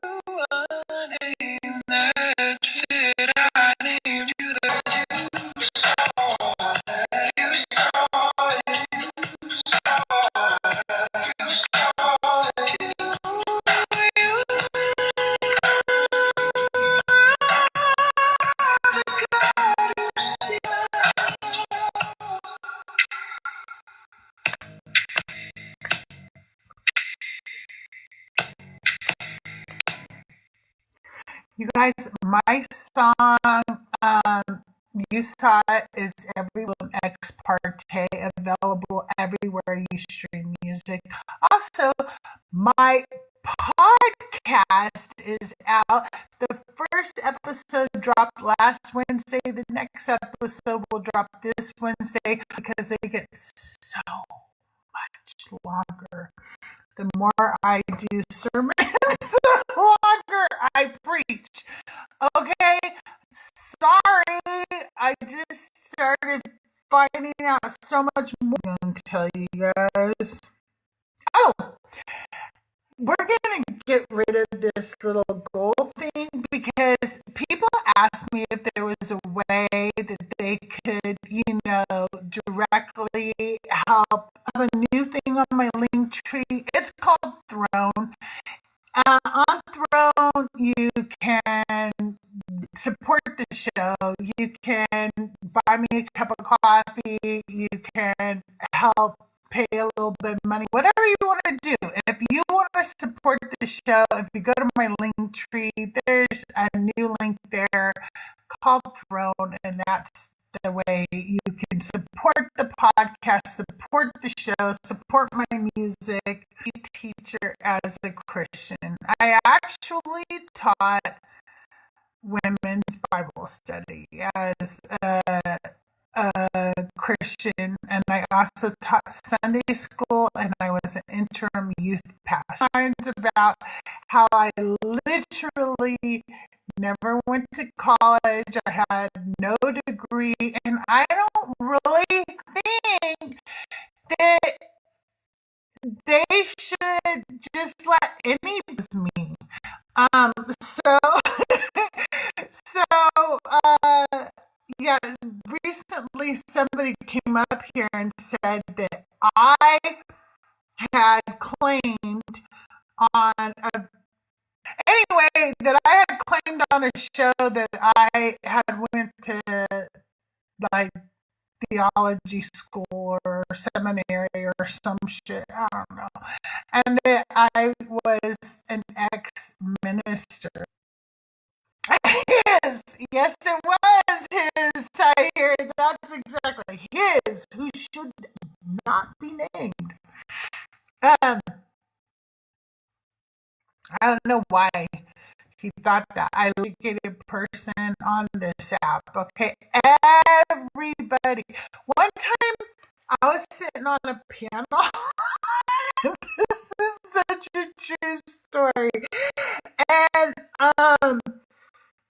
Nick was introducing everybody that was on the panel. And so she goes, first we have the host who's like Deborah Grace, and she's an author, and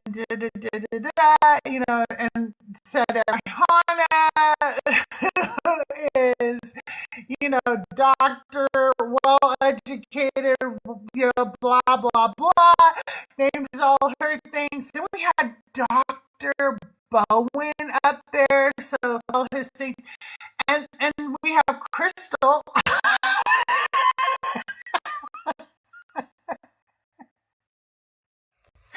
I was like, hi.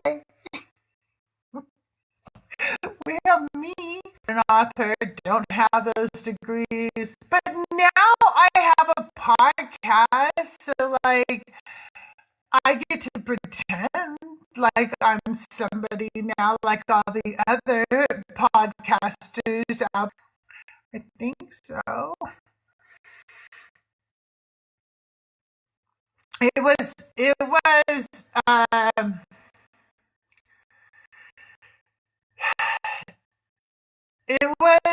I wanted to knock me down a few pegs. That was how you do it. Boom, boom. I'm not an author yet. I probably will turn my sermons into like, and like, I don't know.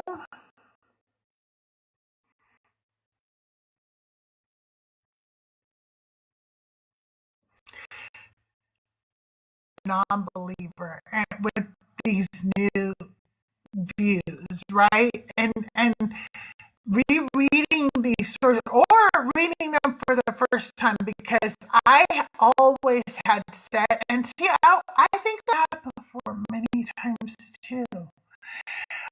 I know that I said I read the whole Bible, but as I'm reading this Bible again, and we're going through it during non-believers Bible study, and I don't know if I just assumed I had, because I'd read so many, like, because when we did Bible studies, we would maybe read a whole book over here or this over there. I don't know if I just assumed. I fucking do not think I read that whole Bible, and I know I told people I read that whole Bible. Also, I used to tell people, and we know Christians who did. I'm admitting the lies I told, so you people, okay? But I know that I used to say, well, one of the reasons I'm a Christian is because I've really researched like a lot of other, really is the only one. And that was just a fucking lie too. By research, well, I read a pamphlet on maybe 3 other religions. Like, what? I researched one other religion. Not like, okay, like, I picked up the Book of Mormon and read some of it, and I laughed because there was this part where it said something about, and that was hilarious to me, that they used "ite" as a plural noun. But no, I don't think that I ever been. Um,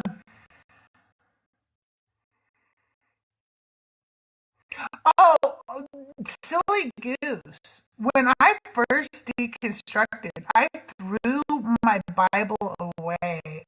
After that I wrote in that Bible, I ended up just throwing it away because I was so mad, okay? So mad. Hey, Alex, good to see you. Was like, I want to know what this Bible says. I want to know. I want to be as smart as Justin. And I'll never be. So that's when we started Non-Believers Bible Study like 10 years ago. And we're still not out of the Torah because I'm so slow at it. I hate it. So I went and I had to buy this Bible I bought off of Amazon because I wanted the new revised standard updated version. This hey Riptide, good to see you. Thank you for the heart me. Hey Chapter, good to see you. Jenny, good to see you. So I got this one, and the reason I got it was cheap, but it also had the white and yeah, so that's why I got this one. But then once I got into like studying it, and I don't know why they let me. I don't know why any of them are my friends. I haven't figured that one out yet. Like, there's a lot of really smart people who let me. I started collecting Bibles. So I got like this little, I think this is just a KJV if I'm not mistaken.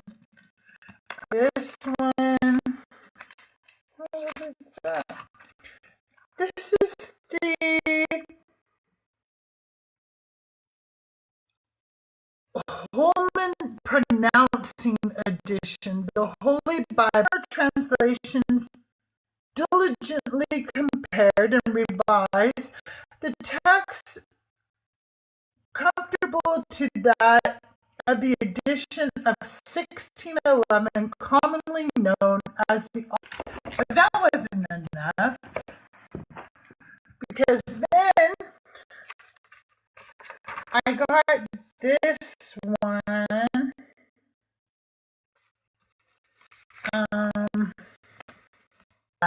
King James, right?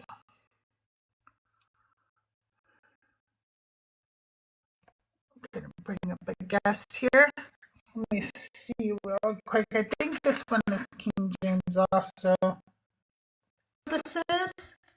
54. And are you a Christian or a believer of the God of the Bible? Yes, I am. All right. And then I got this one. This is the New Illustrated.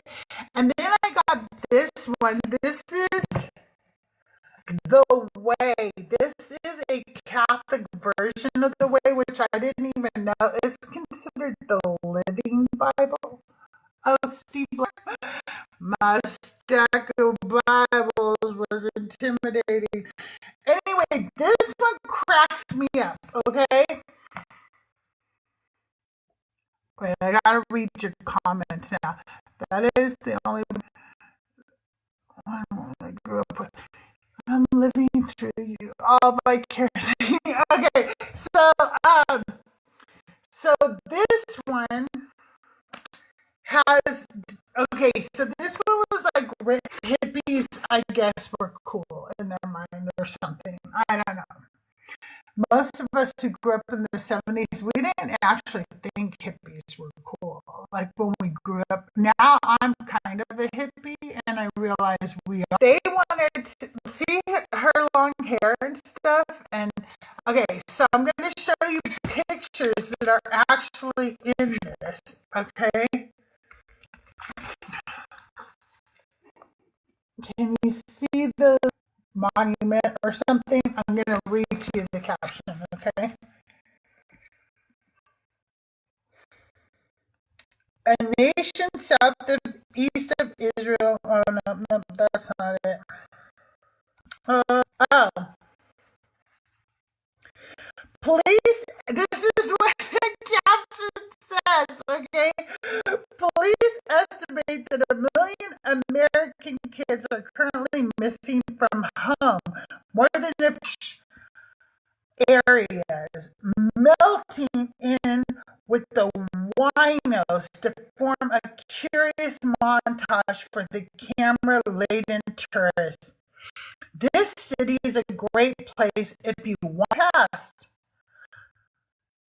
Jonah tried that, but God was not about to let him off the hook.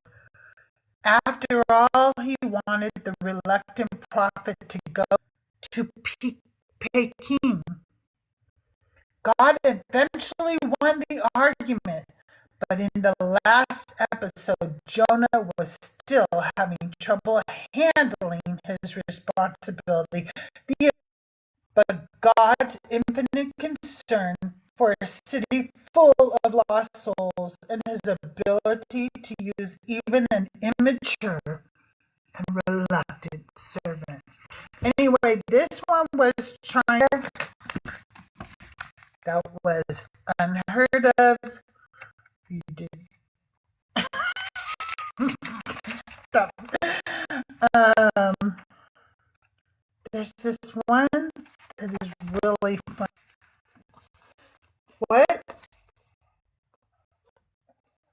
What doesn't say we relate to you more than a guy playing a guitar? You know that they see, God knows you like guitar. God knows that you bought a guitar and you played it for a month and the calluses didn't form. And so because I just told you that's what you did, we see you. Okay?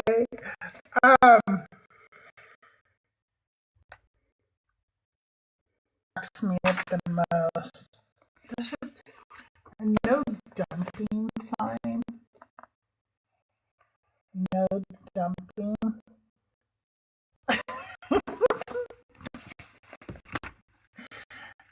is other than the Old Testament?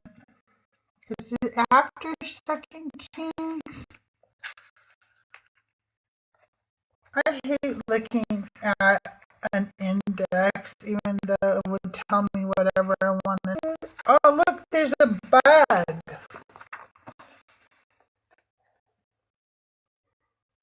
What do you think that would teach us? What is the message of that Volkswagen Beetle, right? Engine and a Hillborn injector system poking through the roof, leaving no room for people. Don't feel bad. It's not supposed to go anywhere or do anything except look weird. Weird. What could possibly be this message? Or how about a chrome-plated customized wheelbarrow? At least it runs up to 100 miles per hour. As the maintenance man didn't decide to borrow it for a little cement job during the day, Solomon might have been one of the essential things looking for satisfaction. In this book, he tells about trying to get kicks out of homes, vineyards, gardens, parks, and orchards. Yeah, who needs home? God, what a rube. Like, who needs a home?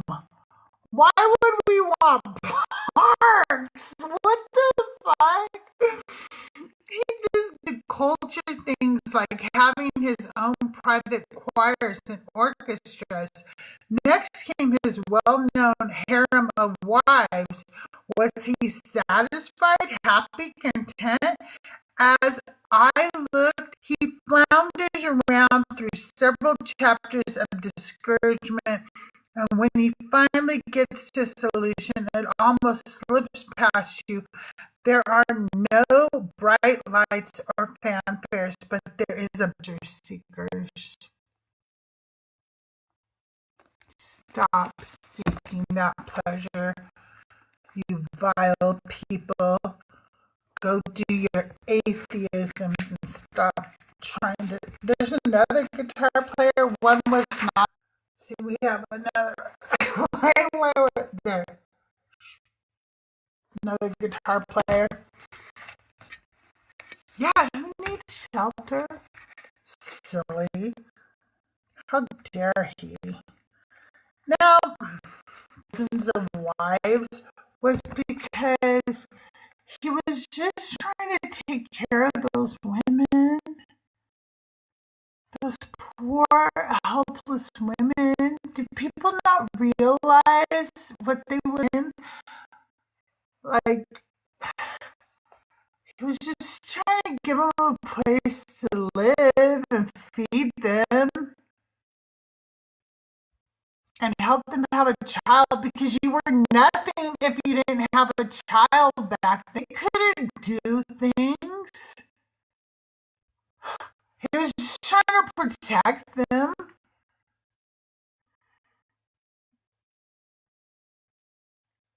And they are xylophobic.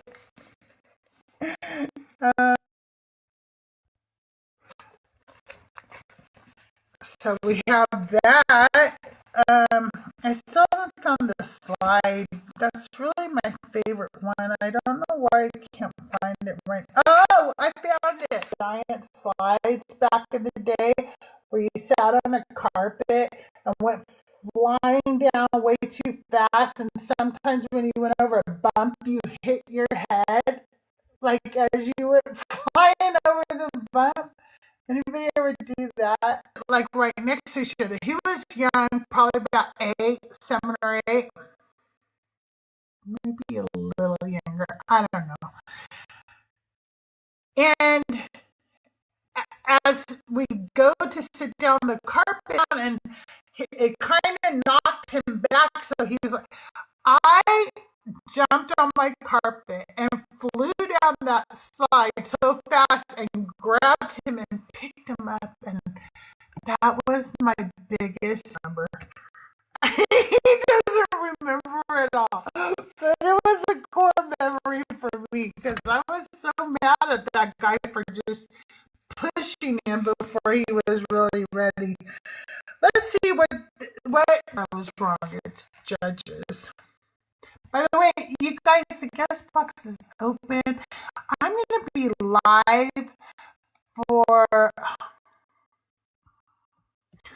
for just about 40. Don't forget, though, if you want to support the show, you can just go to the link tree and check out my throne.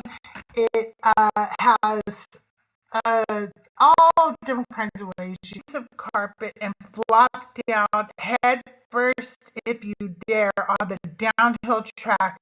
The playground slides of your childhood or dwarfed by the biggies where you pay quarters and rip over. Come on up if you want.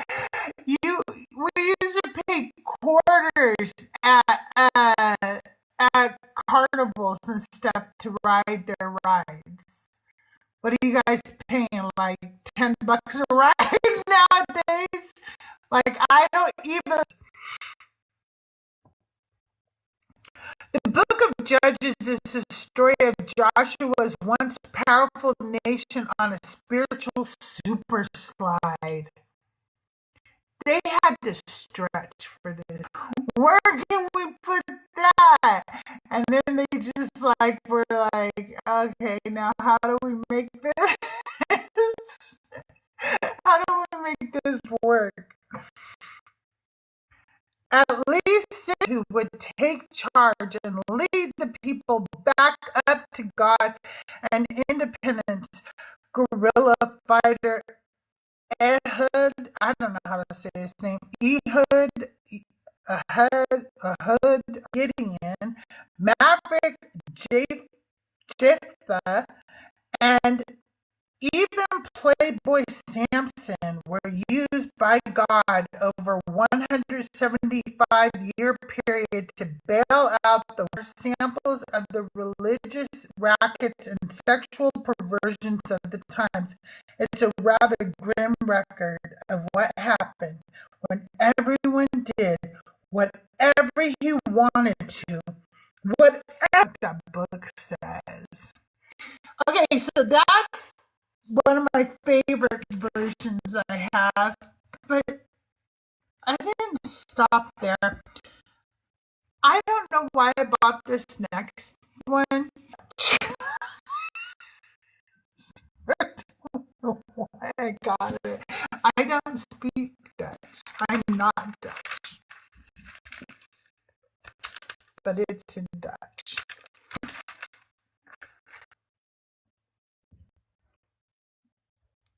I figured, I don't know. The last one was called The Way, and this one but I believe that they made it in other, I think I had this as a Protestant, and so it didn't have all the books that this one had. I also have this one. Oh, I think y'all gonna follow this one. Let's go that way.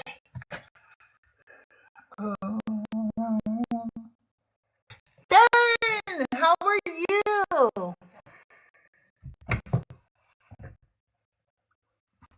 Good to see you. Anybody wants to come up? Come up. Another song.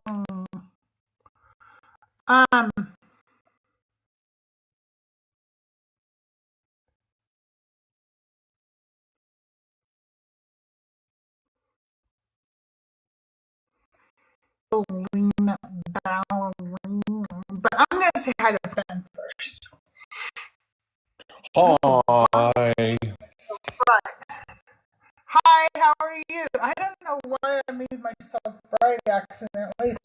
I live. Everybody notices every time while I'm looking up stuff, I get flashbanged by by something, and I'm like, oh God, because I usually sit in a dark Yeah, room. I am in a darker light right there. So how have you been?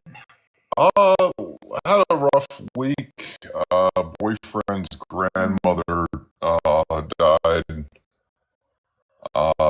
So we had a 9 to 5 full day of religious services that we had to sit through. Oh, She was an I'm amazing so woman. sorry. She was an amazing woman. So you had the open casket thing, which lasted like 3 hours. And then we had to drive an hour to the cemetery. Then we had to go back. Every time they did a prayer, I just sat there and stared into the void.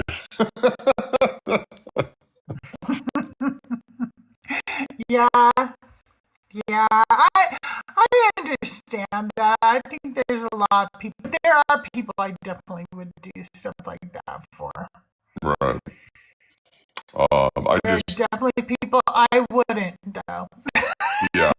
I sometimes I just feel like I feel self-conscious because I do during these things that I do on my own time. But like I'm always worried like some person will like look over at me just as there's a prayer to see that I'm not. No, it's just funny to me now that I'm older and now that like I just have more interactions with people and stuff. It's funny to me that when I was a guest, we assume everybody should assimilate to what we're doing without any regards to the fact that they may have their own religious beliefs. And you have your own religious beliefs, and that's wild to me. The narcissism that Christianity holds when it comes to that. Well, the other thing is that this is. Oh, that's my dog. I was like, what the fuck is that sound in the background? My boyfriend's black, so his family is African American. His upbringing, again, was a deacon in a church, so there's that very much African American, Christian heavy thing there. Cause a ruckus. No. No, it is not. And it's nice that you're very respectful and what would have been what she wanted. Yeah. That's very nice. Yeah. And she was one of the first people to welcome me into the family, so it was. That is really nice. Yeah. And like, I just like to honor people the way I want to honor them when I lose somebody. I found like the last person who died has.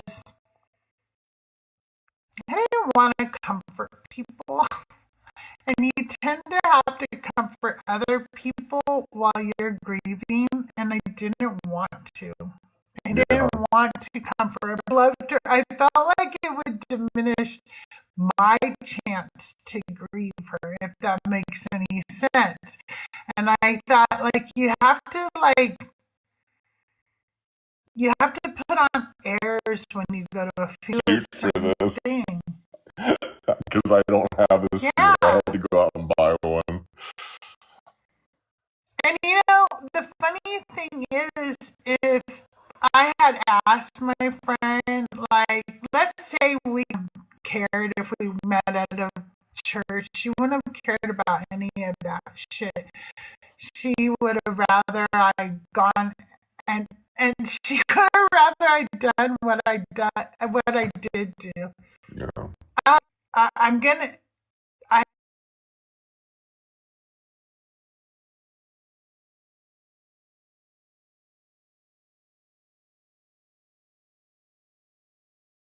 restart this?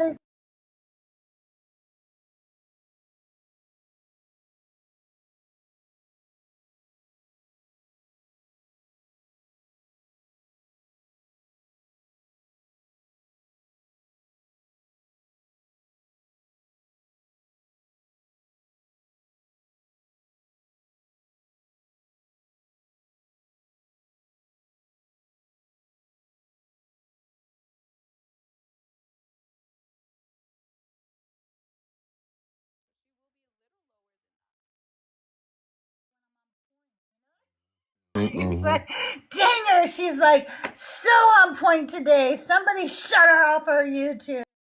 We are trying to get me a better computer, you guys. These issues will not exist if I had a real computer. But anyway, okay, hopefully that fixed it. I don't know if it did, but I will fix the video and post a better version of this video on my YouTube channel if you guys want to play it back. But I don't know if you will, because it's just been me yapping a lot today. It's really what it's been. Oh. You've been getting ops though, right? Yeah. I had one op earlier, and then I had people waiting as opposition, but they didn't wait long enough. They left because I talked too long to the one guy. So for my best friend's funeral, what I did do was I made a playlist of the songs her and I used to listen to back in the day, because that was the one thing that we really had in common, was we really loved music together. Like we had like a whole bunch of songs that were like our songs. And then I got, it was 420. You know what I mean? I did that. I'm trying to. I have not no say idea what you mean, did. Crystal. Can you explain it to me? Because that's what her and I used to do too. What do you mean? What does 420 mean? I don't understand, Crystal. I'm just a good little boy. I know, you're such a good little boy. And then I went and listened to the playlist, and I laughed and thought about all the fun things we did as children. I knew her since I was a little girl, and we went through elementary school, middle school, high school together. We, were there. Each of us, fell in love for the first time. We did everything together. And so I just wanted to honor her in my own private way. And I didn't want to have to deal with other people. Yeah, I get that. Who didn't see her the way I did, So I don't go to funerals anymore. I do my own thing. I was in a weird position not too long ago. I told you that my biological father died, right? Mm-hmm. Yeah, you did share that. And I wasn't even invited to the funeral by his wife, which I was like, mixed. I was in this mixed way in my head. I'm like, I didn't want to go to this fucker's funeral anyway. He wasn't a great person. Yeah. But at the same time, not even offering for the son of the person who died to go to the funeral is something to be that's a little weird. That's crazy. I was raised by my uncle, and my real father was an asshole. Like he's just a disgusting human being. But I knew that my father, who raised me, still loved him. Like for that kid he was, you know what I mean? Like he still saw him as his little brother. He couldn't handle to understand what a horrible person that he ended up growing to be. He was in complete denial about that. He had a lot of cognitive dissonance when it came to what his brother really grew up to be. So I told him, look, I'll go to the funeral with you. I don't want you to go alone, and I know you want to go, and so I'll go with you. So I went to my real father's funeral, but it was so gross. It was just like people could not think of anything nice to say about my father. It was actually almost comical.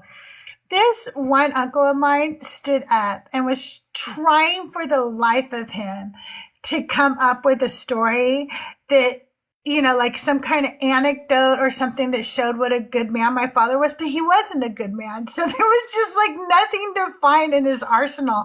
So he was like, I once saw him move an entire refrigerator with his bare hands. And I was like, that's what you got? My dad could move a refrigerator? That's the redeeming quality. He could lift things up and put them down real good. Right, yeah. There's never been a strong man before him or after. I was like, wow. And then my brother got up and told like a story about how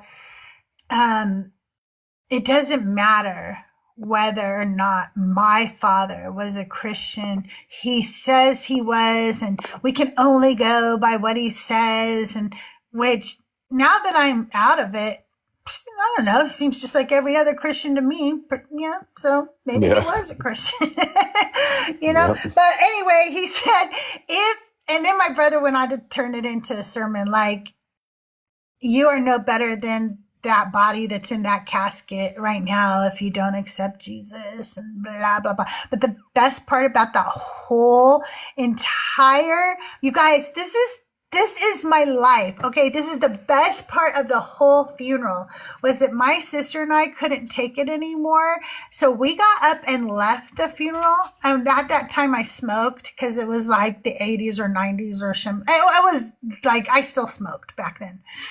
And I walked out of the church. Her and I went to the very front of the church, and because we thought we would be far enough away from the doors to the church. So we walked around and stood in the very front of the church and smoked cigarettes and sat there talking during the funeral. Then we went back in.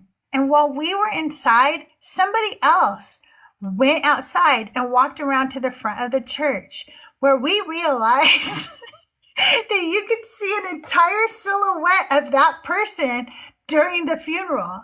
And that meant the entire time we were outside smoking cigarettes and talking, everybody just saw two silhouettes of us doing that during the entire funeral. So yeah, that's what I did during my father's funeral.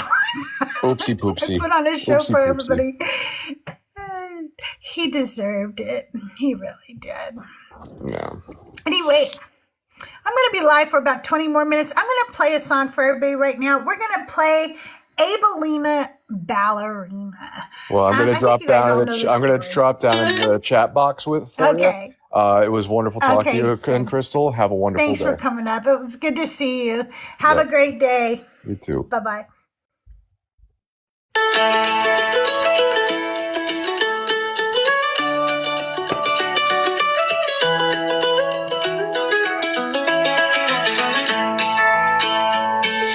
Abelina ballerina, spinning in her tutu. All the world's a stage, lacing up her ballet shoes. Abelina ballerina, they applaud as you dance. You're so precious, little angel.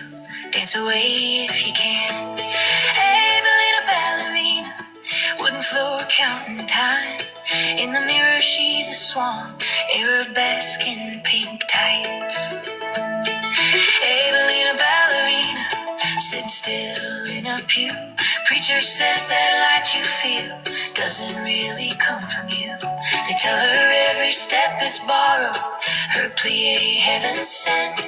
And for every bow she's taken, she's got something to repent. Abelina ballerina, stand still, don't twirl. It's your fault if they're not holy, so be a good little girl. Abelina ballerina, preacher says, let us pray. Closes the door so no one hears. Calls it a special game.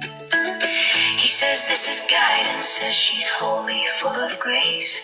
Claims God needs her silence. Blessed are those that obey. Abelina ballerina, the light has left her eyes. She no longer hears the music, and her steps are out of time. Abelina ballerina, remember how you twirled. Who's to blame if they're not holy?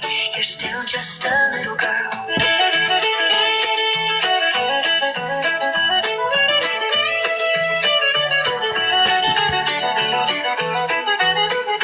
Abelina ballerina, stand still, don't twirl. It's your fault if they're not holy.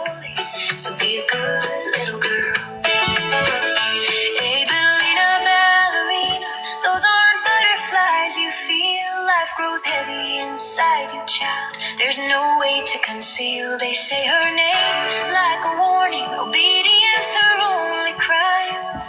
While he preaches purity, taking them for every dime. Abelina ballerina learns what judgment costs, learns who gets forgiven and who pays the loss.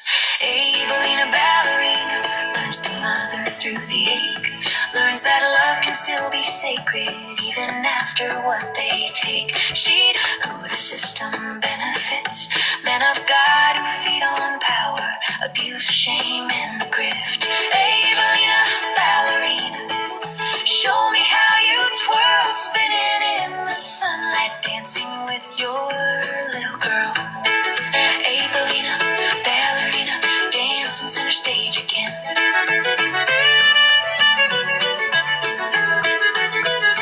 Abelina, ballerina, dancing barefoot in the sun. You're so precious, little angel, and your dance has just begun.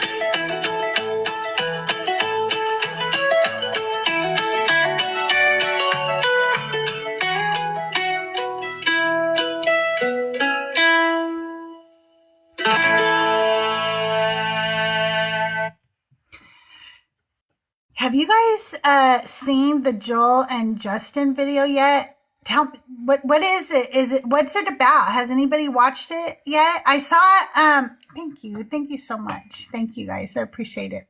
I saw Mezzo go up on Justin's live, and he seemed really distraught because he said like they were becoming friends, and Justin tried to tell him there was plenty of room in his heart for all three of them. And I don't know, it just was really dramatic. And I just, hope our little bosom buddies are okay out there. I haven't watched it yet. I need to. But because of it, it made me think of Starcrust Buddies. And we're going to listen to Starcrust Buddies because I don't play it very often. And it's such a good song.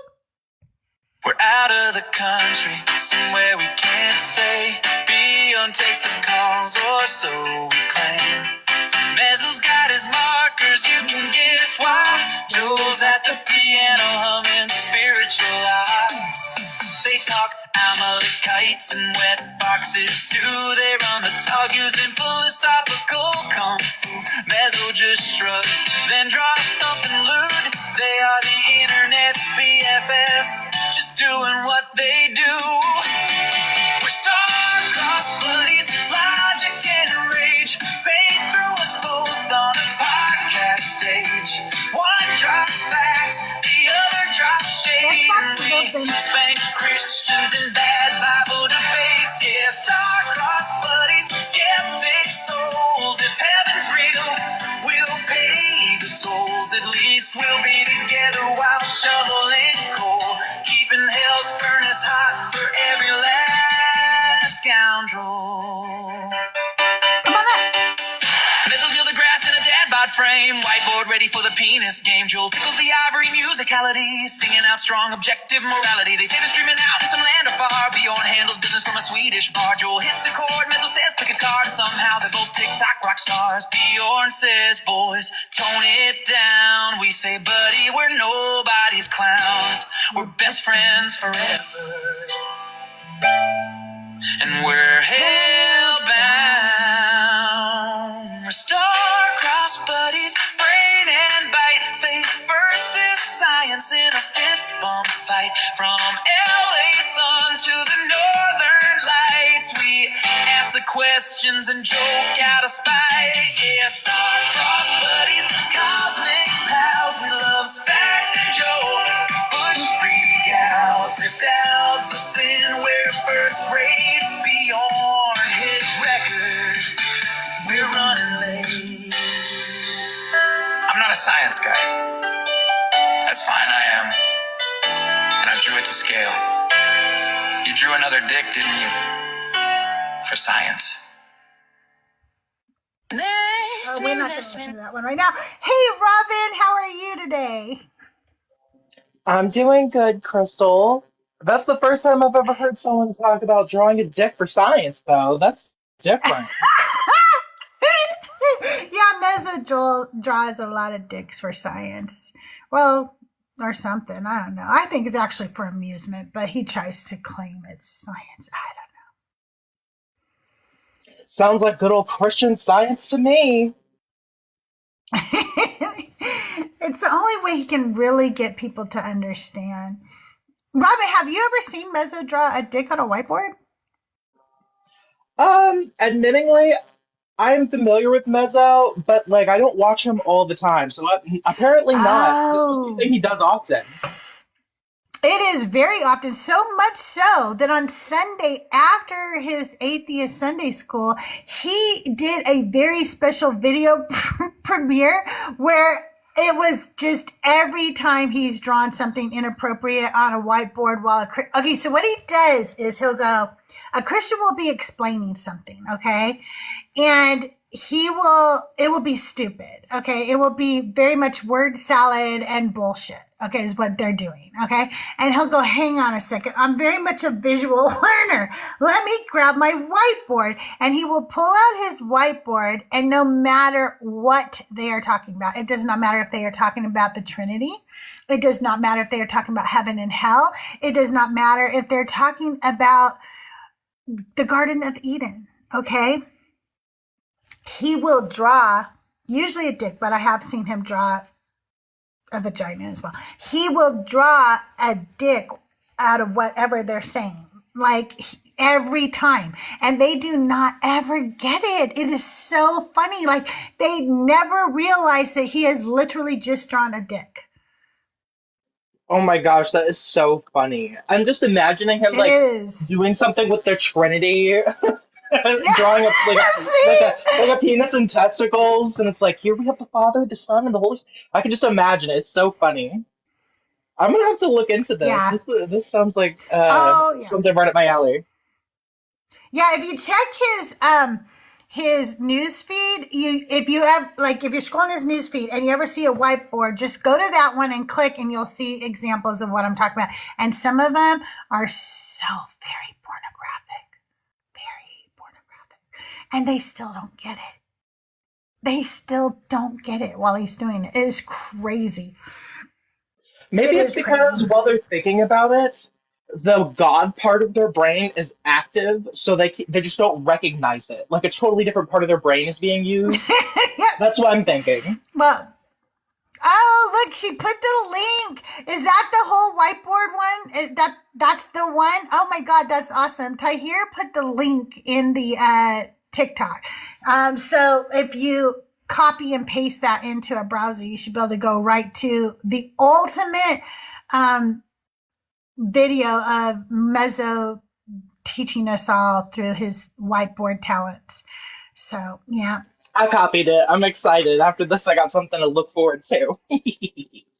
He used to do a lot of card tricks too, so he hasn't done those. And I love it that one day they were listening to this song, and Joel heard the part where it says a card tricks or whatever in there, and he goes, "You haven't done that in a while." And I was like, "It's true, he hasn't done that in a while." But he used to. He's really, really good at magic tricks. Mezzo is. He just hasn't done them in a while.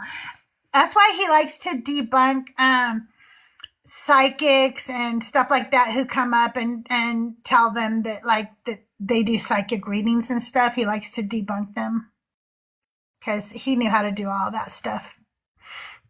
It actually really saddens me how many people believe in that shit and they get conned by these psychics who actually, people like Sylvia Brown as an example. Yeah. People thinking, oh my gosh, my loved one's in Aruba somewhere. Oh my God. No, It's sad and true. it's funny at the same time. You know, I think that there's this longing to say things to people that we've loved who, passed away. And I know there are things I wish I could have told my sister or asked her or, just knew about her that I don't know. She was 17. I was 12, Let's see, if she was 17, I was 11 or 12. And so I get that. Like, I used to watch Sylvia Brown and wish I could talk to her so that she could talk to my sister until I found out all the horrible things that women did. She told people who had missing children that they were dead, and they weren't dead. They literally Or found the people alive.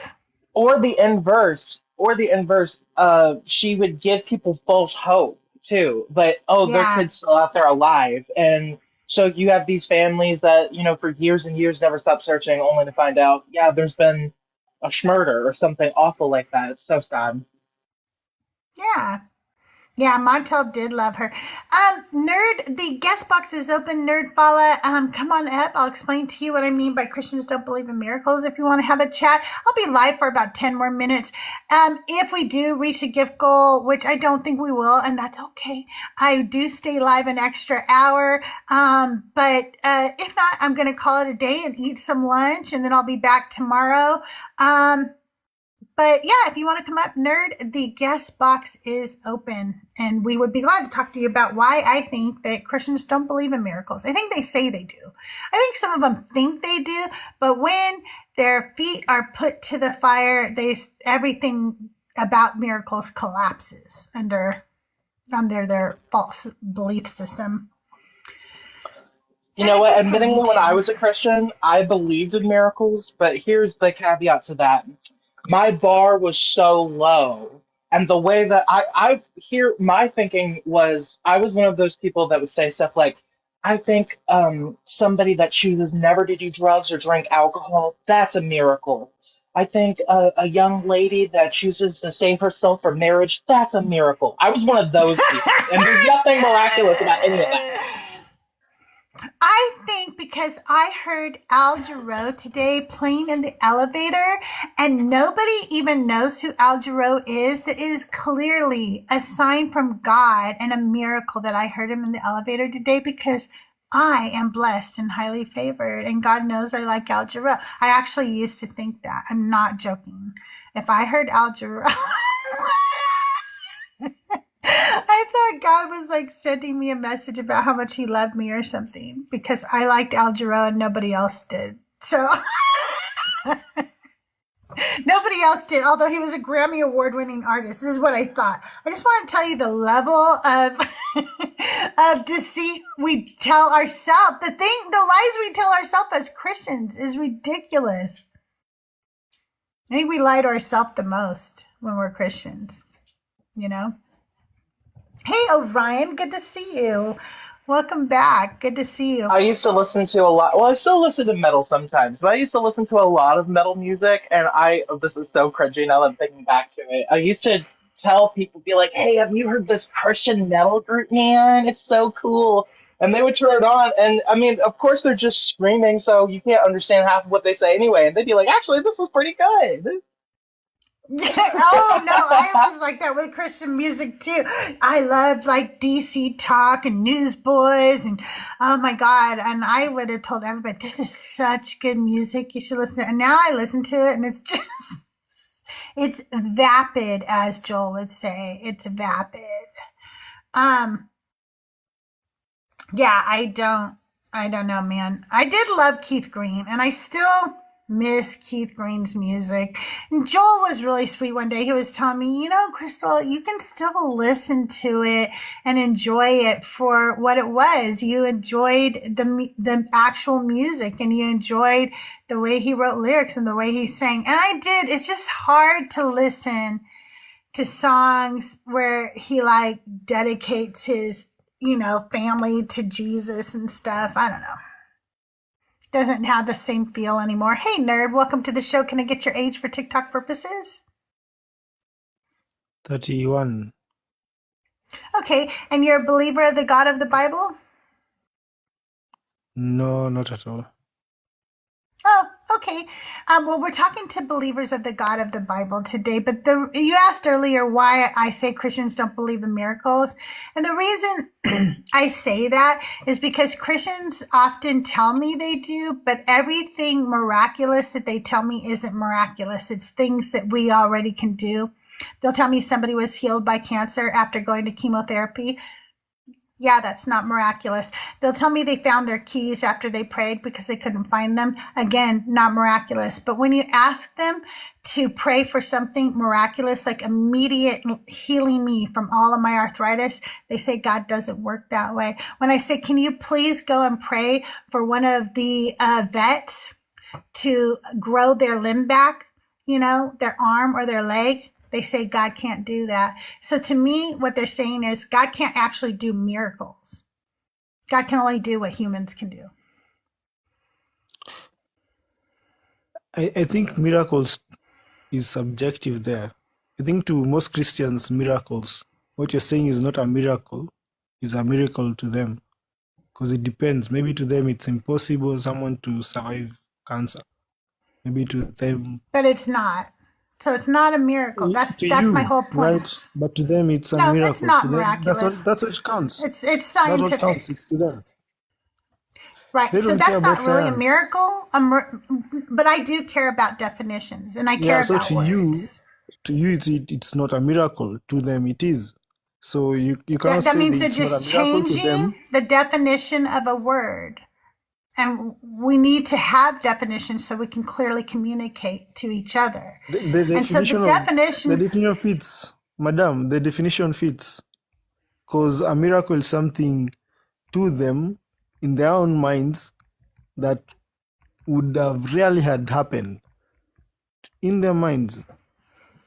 Okay, maybe I'm just an idea. Sorry if I'm disturbing.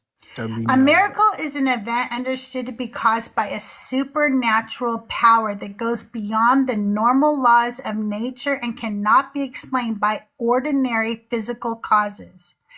So that is the definition of miracle, and that is my whole point, that they claim ordinary things to be supernatural, and that is not a miracle. They do not actually believe in miracles. They believe that ordinary things are miraculous, and that's not what a miracle is. That's my whole point. Christians it's don't true. believe in miracles. If you I heard agree the with you there. examples that I gave earlier, I was talking about how I was one of those Christians at one point that believed that if a woman, let's say she went into her 30s before she ever had relations and she was a virgin until her wedding day, I considered that a miracle. Somebody that willingly chose never to smoke, drink, or do substances, I considered that a miracle. But those aren't miracles. People can easily, or maybe not easily, people can do those things and there's no supernatural, unexplainable phenomena that takes place. But Exactly. you are somewhat of, I don't want to use this word, but you're somewhat awakened. You understand that. But Christians don't understand what you are saying. So to them, that's my whole, that to them it's a miracle. You at least you Right. understand that. They I don't was a understand that Christian, at so all. that's why I know that they don't understand, and that's why I have the conversation, Yeah, so I can so help it is people true see. to us, but to them it's not. To you, it is true that it's not a miracle, but to them, can you put yourself in their shoe? To them, I was a Christian, so I what they read was in their is shoes. a miracle. To them, it is Right, and my point is that they're wrong. That words have definitions, words have meanings, and if we go by the actual definition of miracle, they don't believe in them. If we let them twist the word to mean something else, then they believe in it. But I don't allow people to do that. Words have definitions. Words are not subjective in our language. They become subjective as they change. But we definitely have definitions. And a miracle is a supernatural, it's something that's caused by a supernatural power that is not done by any normal or ordinary physical causes. And when they come up here and tell me that they had a miracle today because they got a parking spot right in front of their work because they prayed, that's not miraculous. Parking spots open up. Oh, he left. Well, you guys, it's the end of the show anyway. I want to thank everybody for being here, especially my special guest, Robin. Robin, I love you. Thanks Thank you for for coming up and having hanging me. out with me today. It's So always good a to have pleasure. you. And Fen, thank you for coming up earlier. And for everybody in chat, KJ Silly Goose, Longbeard, Orion, Montel Williams. Oh, he wasn't in chat. He should have been. Tahir, Greg DePlume stopped by. I don't know if he's still in here, but Greg DePlume, everybody, thank you so much. Thank you for all the gifts, all the likes. Kyle, thank you so much. And I will be back tomorrow at 10 a.m. Pacific time. I don't know what's on the docket tomorrow. I don't know if I'll have another sermon for you or not. I do not know these things. What I do know is Thursday I will be back. Oh, I do know that tonight at 12:01 a.m., episode 2 of Auntie Sermons drops. And who is that about? Oh, it's about Cain's wife. Okay, so check that one out. And then I don't know what else is. Oh, Thursday is Non-Believers Bible Study. And we're trying to do that on Thursday mornings so that Rabbi Bert can come by. I think that's all I got for you guys right now. I'll be working on the music video this week. If you still have more clips to send me, send them away. Let me know that you do send them so I can try to work them in. I love you guys. Who are we raiding? I know there's only 15 of us in here, but we should go raid somebody. Who's available right now? Is Trust But Verify live right now? Is Joel live? Joel going live during the daytimes now. I can't catch a break. No, I'm just kidding. Live from New York. It's Saturday night. Dougal, Trust But Verify, and Tiny Science Dougal just came in here, so he must not be live anymore. But you guys go